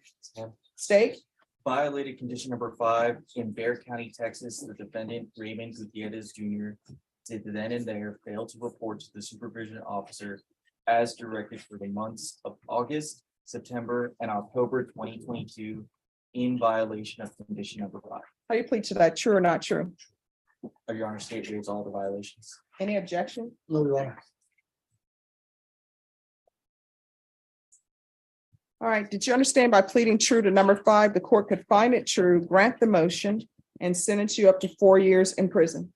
Knowing that, do you still wish to plead true to violation of condition number 5?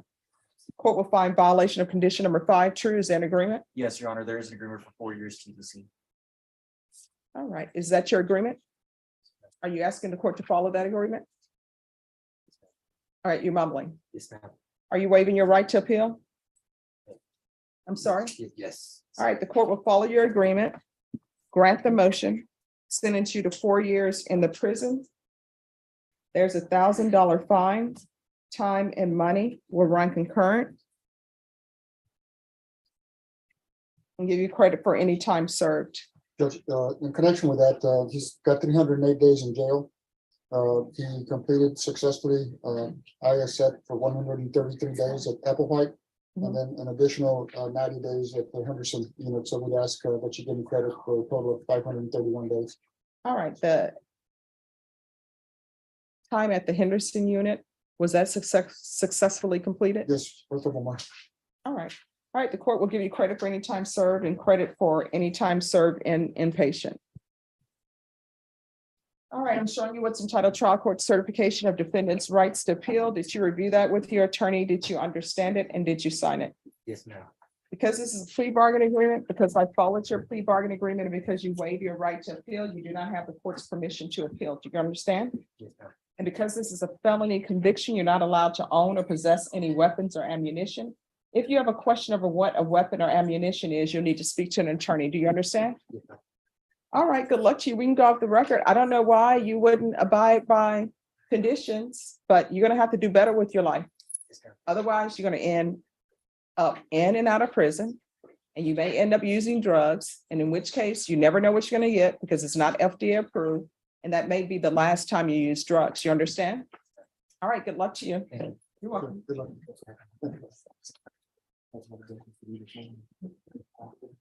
Who's here? Why do I have Amanda Villegas back? Oh, no problem. Oh, yeah, it's because it's Valentine's Day. We're just gonna blame it on Valentine's Day.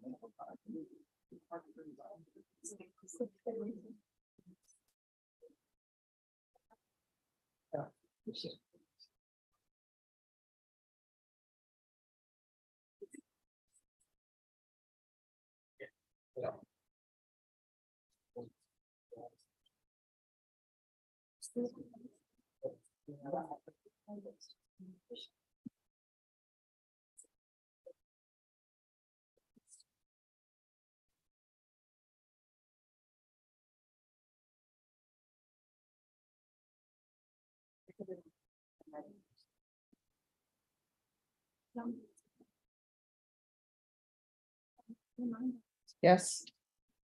Excuse me. That was from yesterday when you said you wanted me to bring it in person. Yes. No.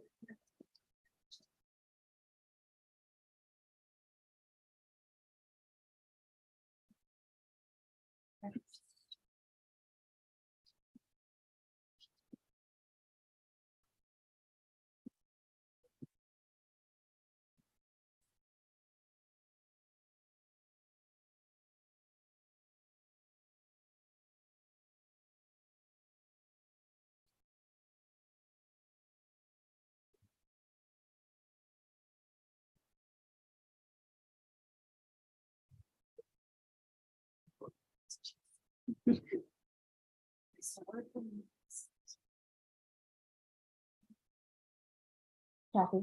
Yes. Thank you, Jeff.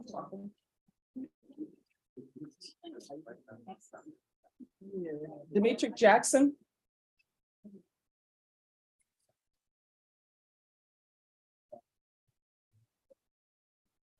Hello. So what's happening with this case? Well, Judge, they've made an offer, but again, I haven't looked at the discovery. Apparently there's some discovery also missing.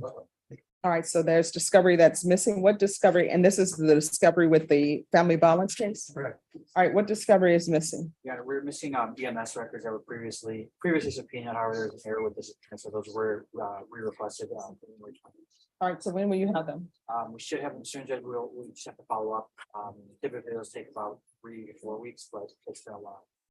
All right, Ms. Ferguson. On Jackson, I need a 30-day reset. Mr. Jackson, if they have those records before then, or if your attorney wants to come back before then he can always request it. All right, what date? Judge, I can do. All right, so we'll come back on March 27th.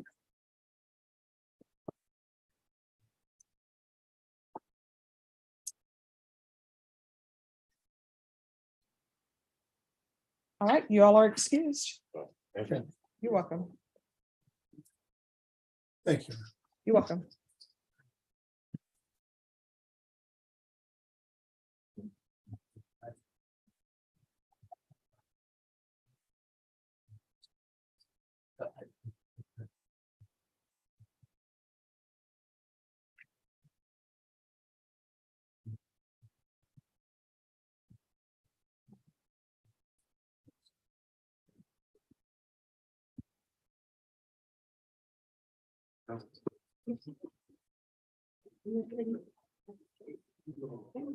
If there are any jurors in the courtroom, you need to wait out in the hallway.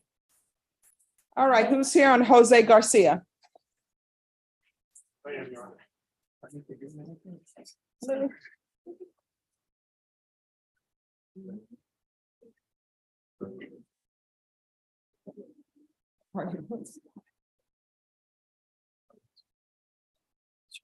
All right, court is calling 2022 CR 2009, State of Texas versus Jose Guadalupe Garcia. Could I have parties announced for the record for the state? Jason, do you have from the state, Your Honor? For the Matt defense? Stolhansky for Mr.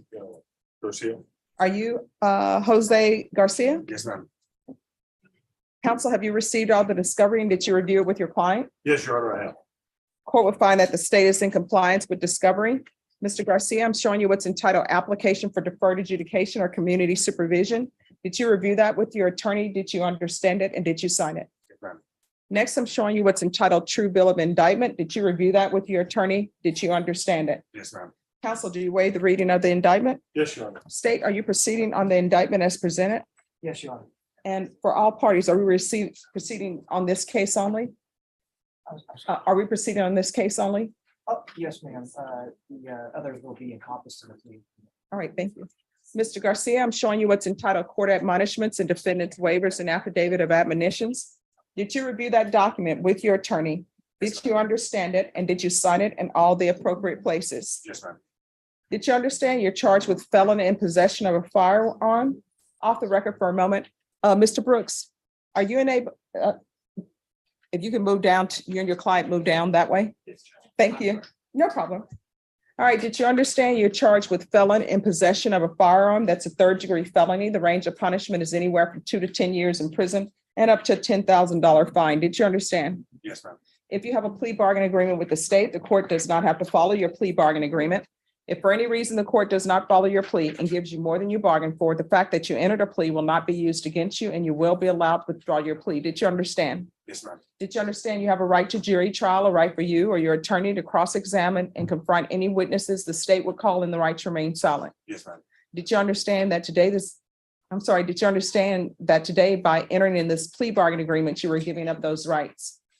And did you intend to give up those rights and enter into a plea in this case? Yes. Did you understand if the court would grant your application for deferred adjudication, if for any reason your deferred adjudication were revoked, the court could find you guilty and sentence you up to 10 years in prison? Yes, ma'am. Counsel, has your client been able to provide you with any defenses? Yes, Your Honor, yes. Do you believe he has a rational as well as a factual understanding of the charges against him? Yes, ma'am. Do you believe he's currently competent and was legally sane at the time of the offense? Yes, Your Honor. Mr. Garcia, has anyone threatened you, coerced you, or placed you in fear to get you to enter this plea? No, ma'am. Has anyone promised you anything other than the plea? No, ma'am. Are you satisfied with the way you've been represented? Yes, ma'am. Are you a U.S. citizen? Yes, ma'am. Court will find that defendant has knowingly and voluntarily waived his right to jury trial. Showing you the plea bargain agreement. Did you review that with your attorney? Did you understand it? Yes, ma'am. According to the plea, punishment is be assessed at a cap of 8 years in the prison. There's a $1,500 fine. The state is remaining silent on your application. They're taking in consideration 2023 CR 0705, 0706, 2022 CR 3151, and County Court Cause number 688228. There's to be restitution, if any, to Hector Calderon in 2023 CR 0705. Did you understand that to be the plea? Yes, ma'am. Defense? Yes, ma'am. State? It is, Your Honor. Showing you the paragraph entitled waiver of appeal paragraph. Did you review that paragraph with your attorney? Did you understand it? And did you sign it in both places? Yes, ma'am. Did you understand by signing that you're waiving your right to appeal? The only items that can be appealed are written pretrial motions that have been filed, heard, and ruled upon by the court. Did you understand? Yes, ma'am. Counsel, are there any such motions? No, ma'am. Then to the offenses charged, how do you plead? Guilty, not guilty, or no contest? Okay, no contest, ma'am. State any evidence? Yes, Your Honor. Say exhibit number 1 with all of its attachments. Your Honor, I've reviewed those with my client. We have no objection. All right, Mr. Garcia, I'm showing you what's entitled waiver and consent to stipulation of testimony and stipulations. Did you review that document with your attorney? Did you understand it? Did you sign it in all the appropriate places? Yes, ma'am. Again, did you understand you have a right to jury trial, a right for you or your attorney to cross-examine and confront any witnesses the state would call in the right to remain silent? Yes, ma'am. Did you understand that today the state will be presenting evidence in the form of witnesses' statements and police reports, but most importantly, there will be no live testimony. Did you understand? Yes, ma'am. The court will find that defendant has knowingly and voluntarily waived and consented to stipulation of testimony and stipulations. Court will accept into evidence states exhibits 1 and attachments and review the same.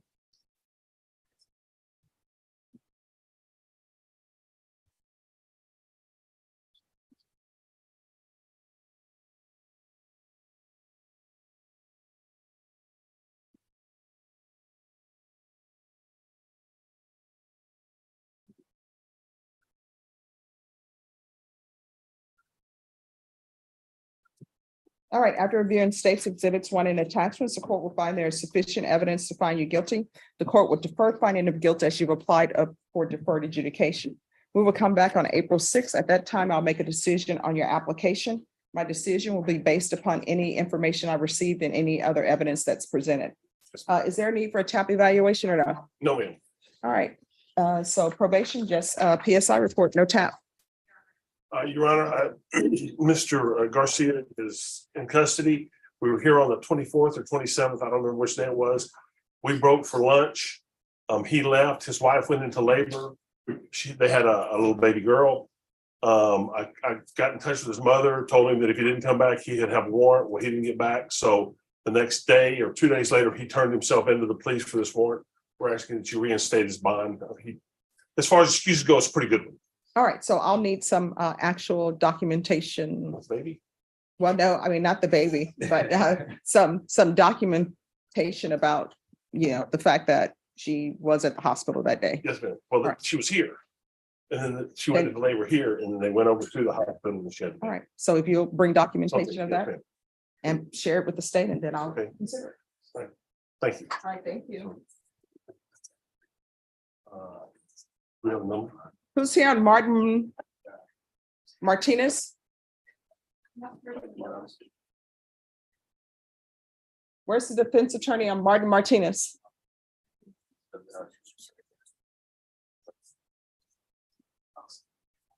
Oh, I'm sorry, Miss. No, Mr. Bloomquist was in here not long ago. All righty, just have a seat. Thank you, Your Honor. All right, it's 11:15. Yeah. All right, everyone. So I informed everyone that people were going to be sent back at 11:15 because we're starting up a jury trial. So, where are we? Hi.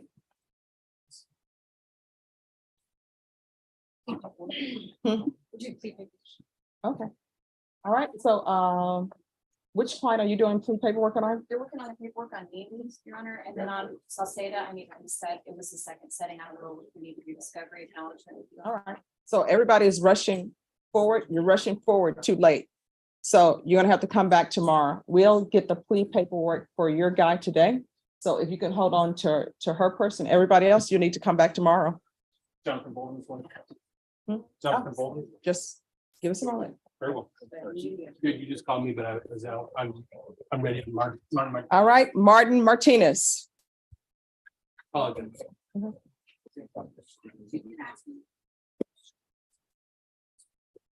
Okay. I'm ready to speak up so she can hear you. She's- Yes.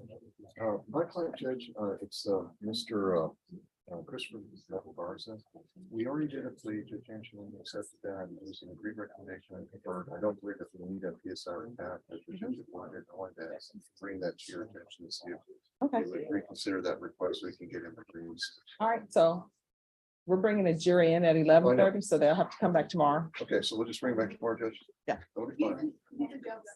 Okay. All right, court is calling 2022 CR 8754, State of Texas versus Martin Daniel Martinez. Can I have parties announced for the record for the state? Deputy Cruz, on behalf of the state, Your Honor. Attorney Bloomquist, Larry Bloomquist for the defense. And are you Mr. Martinez? Counsel, have you received all the discovery in this case and did you review it with your client? Yes, I did. Court will find that the state is in compliance with discovery. Caroline. Mr. Martinez, I'm showing you what's entitled application for deferred adjudication or community supervision. Did you review that with your attorney? Did you understand it? Yes, Your Honor. And did you sign it? Yes, Your Honor. Counsel, I'm showing you what's entitled true bill of indictment. Did you review that with your attorney? Did you understand it? And counsel, did you review it with your client? Yes, All right. State, I'm sorry, defense, do you waive the reading of the indictment? we do, Your Honor. State, are you proceeding on the indictment as presented? We are, Your Honor. Mr. Martinez, I'm showing you what's entitled court admonishments and defendants waivers and affidavit of admonitions. Did you review that document with your attorney? Did you understand it? Did you sign it in all the appropriate places? Yes, Your Honor. Did you understand you're charged with deadly conduct firearm as a third-degree felony? The range of punishment is anywhere from 2 to 10 years in prison and up to a $10,000 fine. Did you understand? If you have a plea bargain agreement with the state, the court does not have to follow your plea. If for any reason the court does not follow your plea and gives you more than you bargained for, the fact that you entered a plea will not be used against you, and you will be allowed to withdraw your plea. Did you understand? Yes, sir. Did you understand you have a right to jury trial, a right for you or your attorney to cross-examine and confront any witnesses the state would call in the right to remain silent? Yes, sir. Did you understand by entering this plea bargaining agreement, you were giving up those rights? Yes, sir. And did you intend to give up those rights and enter into a plea in this case? Yes, sir. Did you understand that the court would grant your application for deferred adjudication if for any reason your deferred adjudication were revoked? The court could find you guilty and sentence you up to 10 years in prison and up to $10,000 fine. Yes, sir.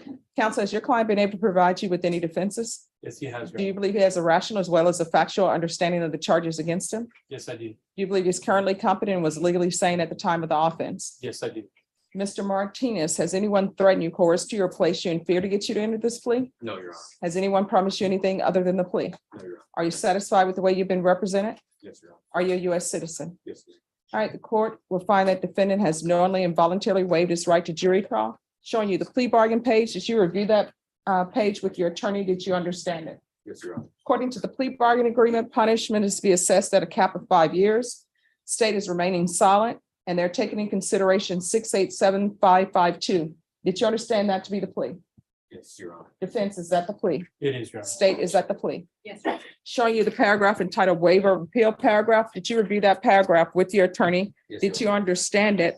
And did you sign it in both places? Yes, Your Honor. Did you understand by signing that you're waiving your right to appeal? The only items that can be appealed are written pretrial motions that have been filed, heard, and ruled upon by the court. Did you understand? Yes, Your Honor. Counsel, are there any such motions? No, Your Honor. Then to the offense is charged. How do you plead? Guilty, not guilty, or no contest? Yes, Your Honor. State any evidence? At this time, the state introduces state's exhibit number 1 and all of its attachments. No objection. Mr. Martinez, I'm showing you what's entitled waiver and consent to stipulation of testimony and stipulations. Did you review that document with your attorney? Did you understand it? Did you sign it in all the appropriate places? Yes, Your Honor. Again, did you understand you have a right to jury trial, a right for you or your attorney to cross-examine and confront any witnesses the state would call in the right to remain silent?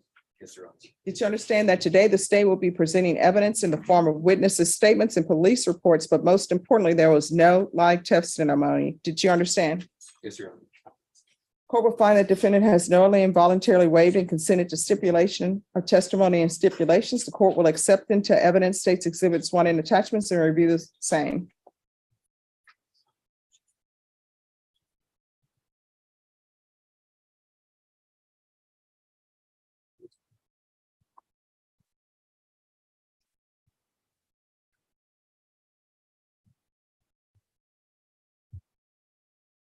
All right, after reviewing states exhibits 1 and attachments, the court will find there's sufficient evidence to find you guilty. The court will defer finding of guilt as you apply for deferred adjudication. This will come back on April 6th. I'll base my decision on your application based upon the PSI report and any other evidence that's presented. Probation, I need a PSI and tap on Martin Martinez. Will you be excused, Your Honor?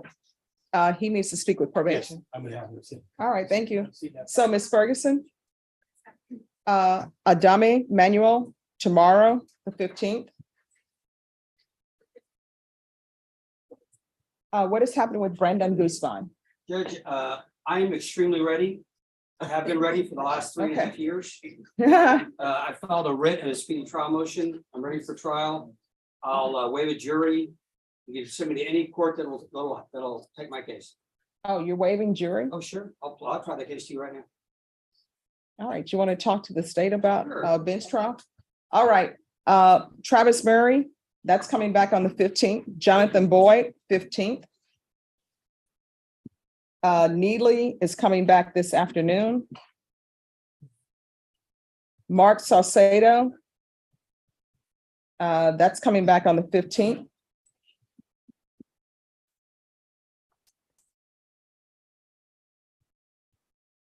Juan Ratana.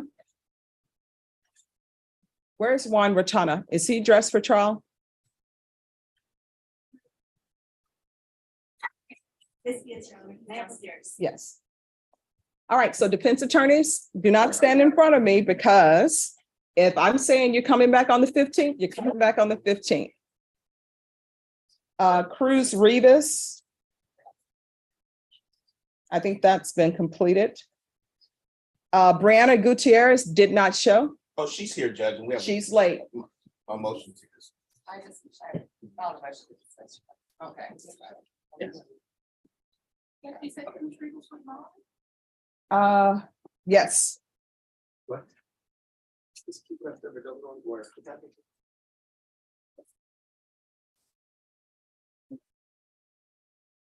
Thank you. Judge, I conferred with the state and they did not agree with my jury label. Okay. So Norma says I'm coming back in the morning. Yes. Okay. Manuel Dame, the 15th.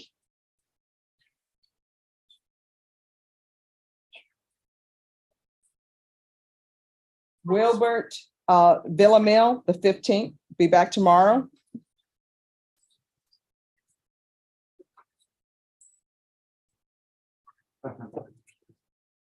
All right, so who's who? That's tomorrow. Tomorrow? Mhm. Well, no. Your client's dressed for jury trial. So he's, yes, Okay. all right. What time? Oh, we're starting with jury selection at 11:30. 15 minutes. Mhm. My. All right, state. Yes. What case is it so I can pull it? Oh, yes, Samantha Richards is the same. Oh, ready? I mean, we can do writing on it. Ready. Okay.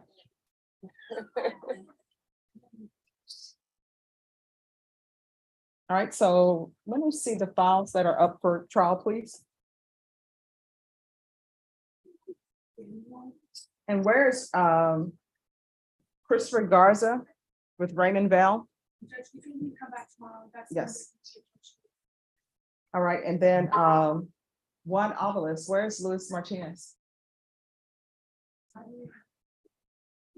All right, could somebody call Mr. Martinez?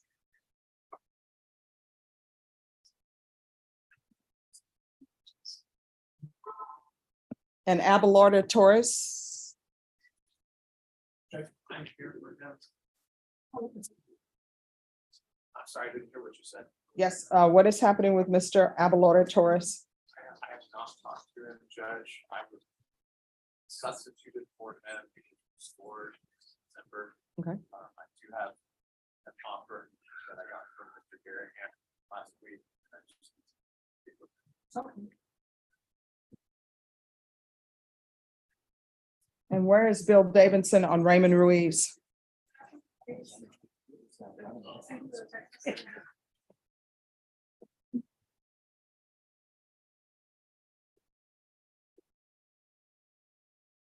All right, Raymond Ruiz, can you hold on to him, please?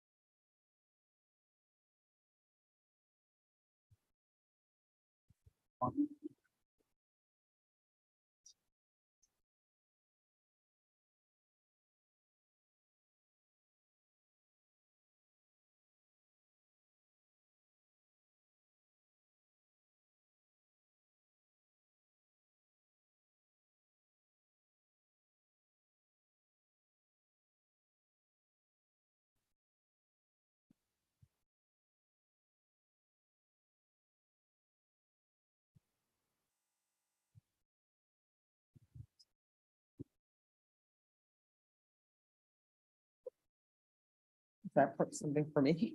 What's that? Is that something for me? It will be for you in a second. It's part of it. Okay, all right, thanks. Yeah.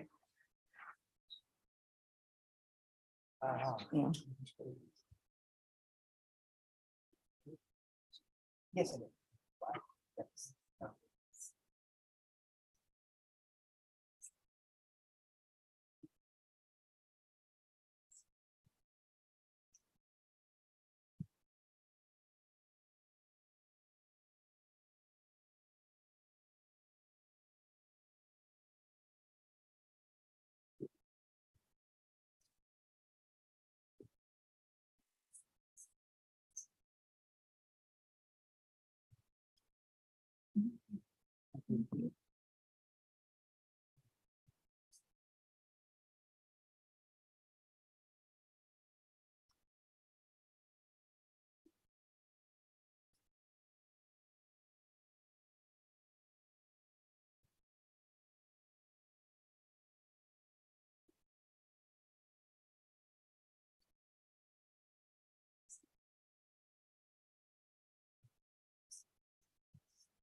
All right, so did you get in touch with Luis Martinez? All right, I don't know what people don't understand about jury trial settings.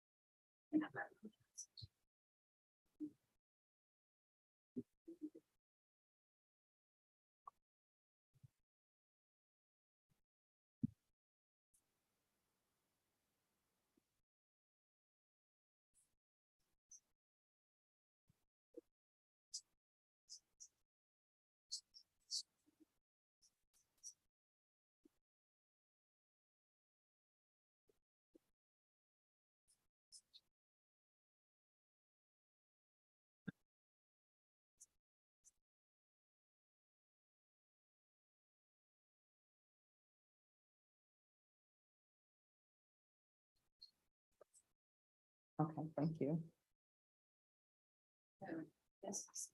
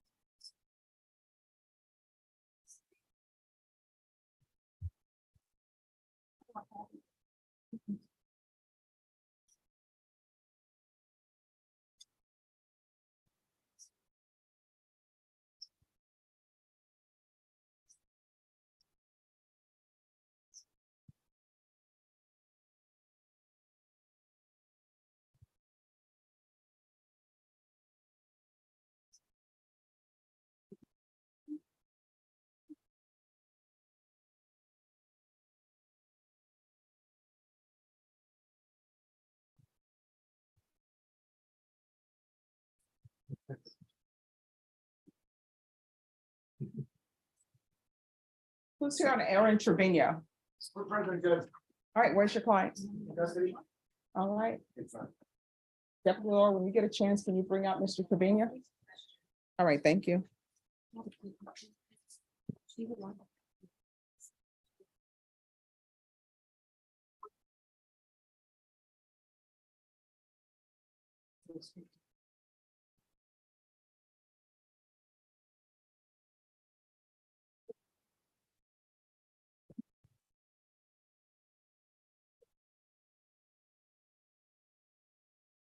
Deputy Laura? Deputy Laura, release the jury. Tell them to be back here at 1:15. Yes. All right, no, I understand.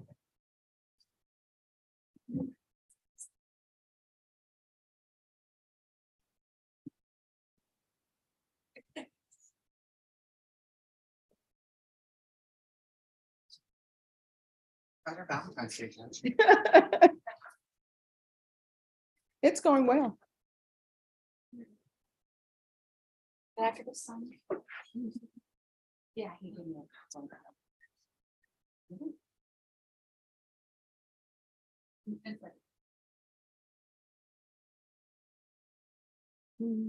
I got stuck in children's court this morning. I'm sorry.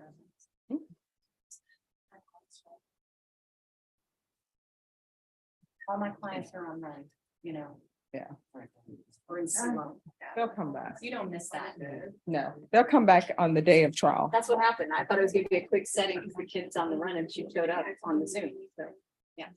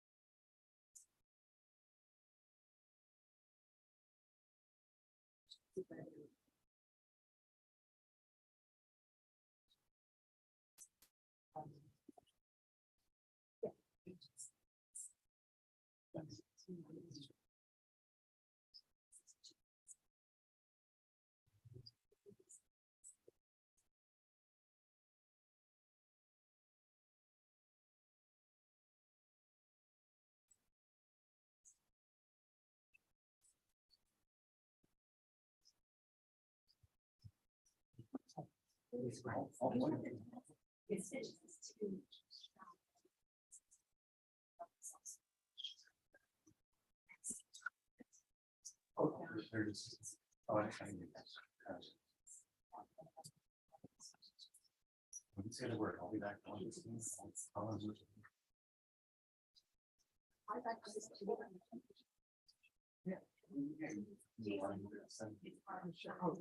Let's step outside.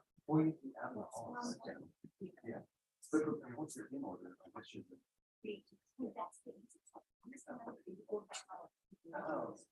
Well, that's already.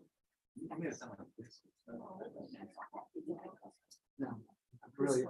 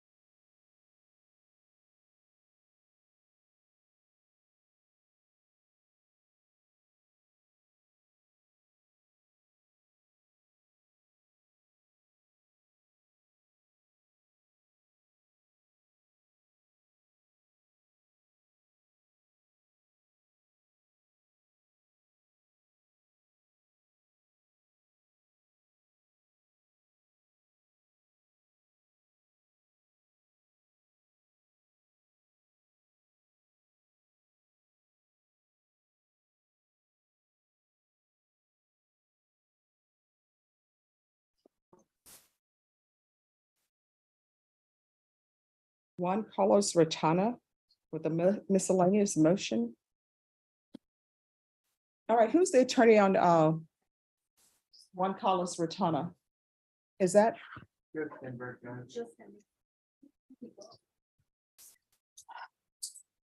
All right. Who's here on Maria Neely? All right, thank you.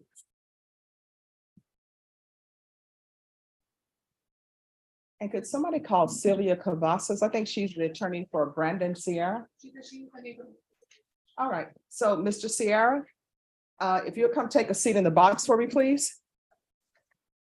And can I see that violation report?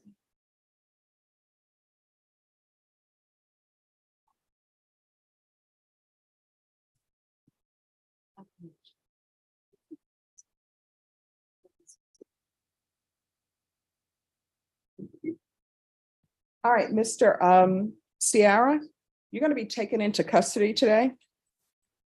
Based upon your charges, you're making unauthorized stops. I'm going to remand you without bond. If your attorney wants to have a hearing, what will end up happening is your attorney can request a hearing and the court may reconsider. But for now, you're going to be taken into custody. This case has been set for 2 different days. So that's where we are, okay?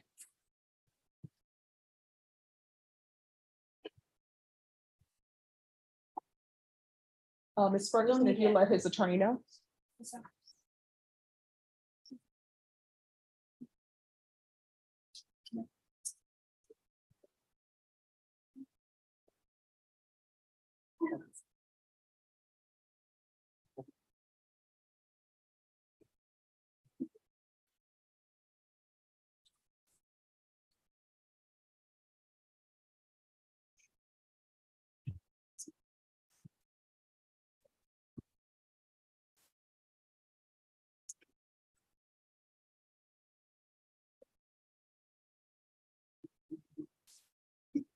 Sorry. All right, court is calling 2022 CR 10260, State of Texas versus Maria Antoinette Neely. We're going to have parties announced for the record for the state. Jason Garrett, Your Honor. Defense. Meredith Stone for Miss Neely, Your Honor. And are you Miss Neely? Yes, ma'am. Counsel, have you received all the discovery and did you review it with your client? I have, Your Honor, and I have signed the discovery acknowledgement. And before we begin the plea, I just need to put one short thing on the record with my client. If that's All right, so the court will find that the state is in compliance with discovery and you may put on the record what you wish. Ms. Neely, you had originally filed a motion to have a different attorney appointed back in November. Are you asking the court to disregard that and have me continue as your attorney today? And are you satisfied with my representation? Yes. Oh, thank you. All right, Ms. Neely, I'm showing you what's entitled True Bill of Indictment. Did you review that with your attorney? Did you understand it? Yes. Counsel, do you waive the reading of the indictment? We do, Your Honor. State, are you proceeding on the indictment as presented? We are, Your Honor. Ms. Neely, I'm showing you what's entitled Court Admonishments and Defendants Waivers and Affidavit of Admonitions. Did you review that with your attorney? Did you understand it? And did you sign it in all the appropriate places? Yes, ma'am. And did you understand what you're charged with is manslaughter as a 2nd-degree felony? The range of punishment is anywhere from 2 to 20 years in prison with a possible fine up to $10,000. Yes, ma'am. And the repeater, Your Honor, we're proceeding with that. All right. Okay. And so with the repeater, if it's proven, then that makes it a 1st-degree felony. The range of punishment for that is anywhere from 5 to 99 years or life with a possible fine up to $10,000. Did you understand? Yes. If you have a plea bargain agreement with the state, the court does not have to follow your agreement. If for any reason the court does not follow your agreement and gives you more than you bargained for, the fact that you entered a plea will not be used against you and you will be allowed to withdraw your plea. Did you understand? Yes, ma'am. Did you understand you have a right to jury trial, a right for you or your attorney to cross-examine and confront any witnesses the state would call and rights to remain silent? Did you understand by entering this plea, you were giving up those rights? And did you intend to give up those rights and enter into a plea in this case? Counsel, has your client been able to provide you with any defenses? Yes, Your Honor. Do you believe she has a rational as well as a factual understanding of the charges against her? I do, Your Honor. Do you believe she's currently competent and was legally sane at the time of the offense? Yes, Your Honor. Ms. Neely, has anyone threatened you, forced you, or placed you in fear to get you to enter this plea? Has anyone promised you anything other than the plea? Are you satisfied with the way you've been represented? Are you a U.S. citizen? Court will find that defendant has knowingly and voluntarily waived her right to jury trial. Showing you the plea bargain page. Did you review that with your attorney? Did you understand it? According to the plea bargaining agreement, you agree that you've been previously convicted of a felony for purposes of enhancement. Punishments be assessed at 8 years in the prison. There are no applications, and the state will take in consideration 2022 CR 10259. Did you understand that to be the plea? Defense? Yes, Your Honor. State? It is your honor. Showing you the paragraph entitled waiver of appeal paragraph. Did you review that paragraph with your attorney? Did you understand it, and did you sign it in both places? Yes, ma'am. Did you understand by signing that you're waiving your right to appeal? The only items that can be appealed are written pretrial motions that have been filed, heard, and ruled upon by the court. Did you understand? Yes, ma'am. Counsel, have there been any such motions? No, Your Honor. Then to the offenses charged, how do you plead? Guilty, not guilty, or no contest? No contest. State any evidence? Yes, state exhibit number 1 with all of its attachments, your honor. And I've gone over that with my client. We have no objection, Your Honor. Ms. Neely, I'm showing you what's entitled waiver and consent to stipulation of testimony and stipulations. Did you review that document with your attorney? Did you understand it? Did you sign it in all the appropriate places? Yes, ma'am. Again, did you understand you have a right to jury trial, a right for you or your attorney to cross-examine and confront any witnesses the state would call in the right to remain silent? Did you understand that today the state will be presenting evidence in the form of witnesses' statements and police reports, but most importantly, there will be no live testimony? Did you understand? Court will find that defendant has knowingly and voluntarily waived and consented to stipulation of testimony and stipulations. The court will accept into evidence states exhibits 1 and attachments. To the repeat offender enhancement allegation, how do you plead? True or not true? Sure.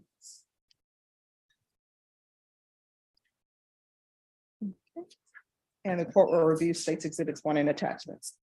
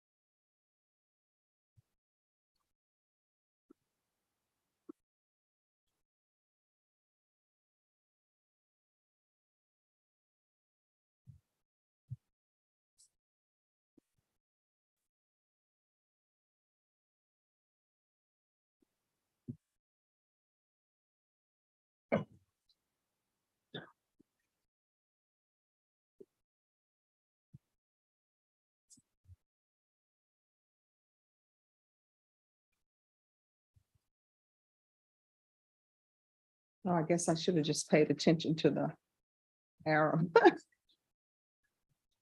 was for previous, by the state, your honor. Observing this. Okay, sorry, try that. Oh, no problem.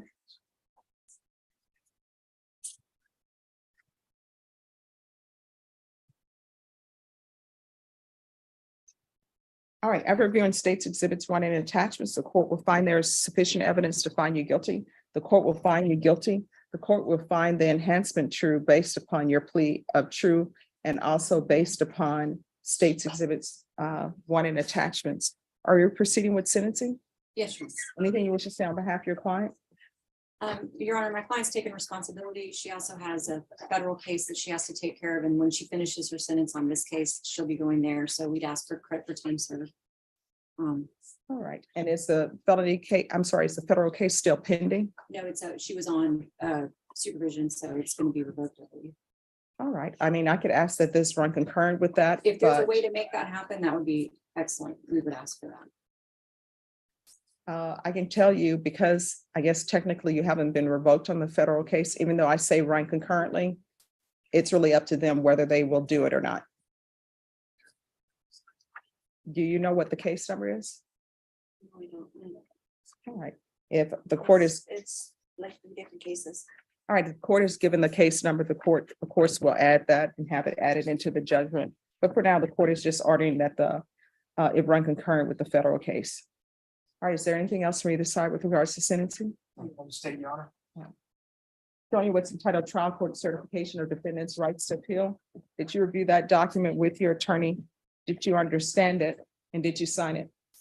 Because this is plea bargain agreement, because I followed your plea bargain agreement, and because you waived your right to appeal, you do not have the court's permission to appeal. Do you understand? And because this is a felony conviction, you're not allowed to own or possess any weapons or ammunition. If you have a question over what a weapon or ammunition is, you'll need to speak to an attorney. Do you understand? All right, we can go off the record. What are you planning on doing with the rest of your life?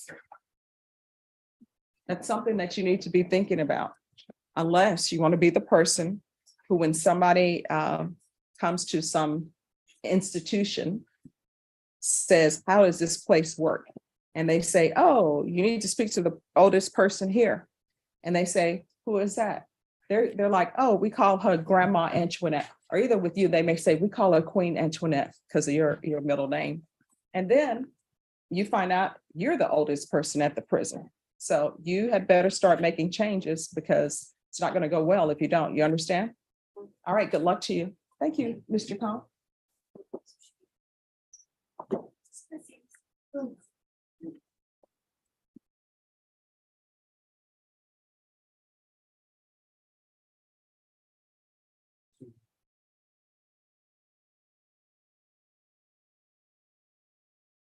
All right, the people that we'll meet back are Trevina, Samantha Richards, Juan Rachana, Philip Diller, and Juan Avalis. And who is the person who's charged with the failure to register?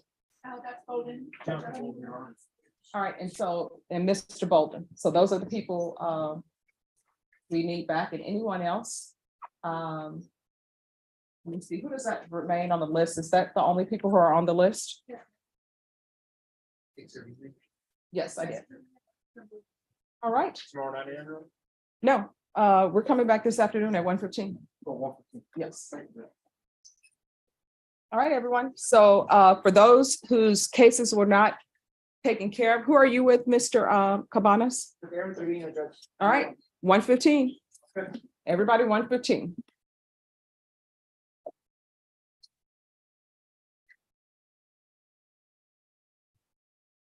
And on.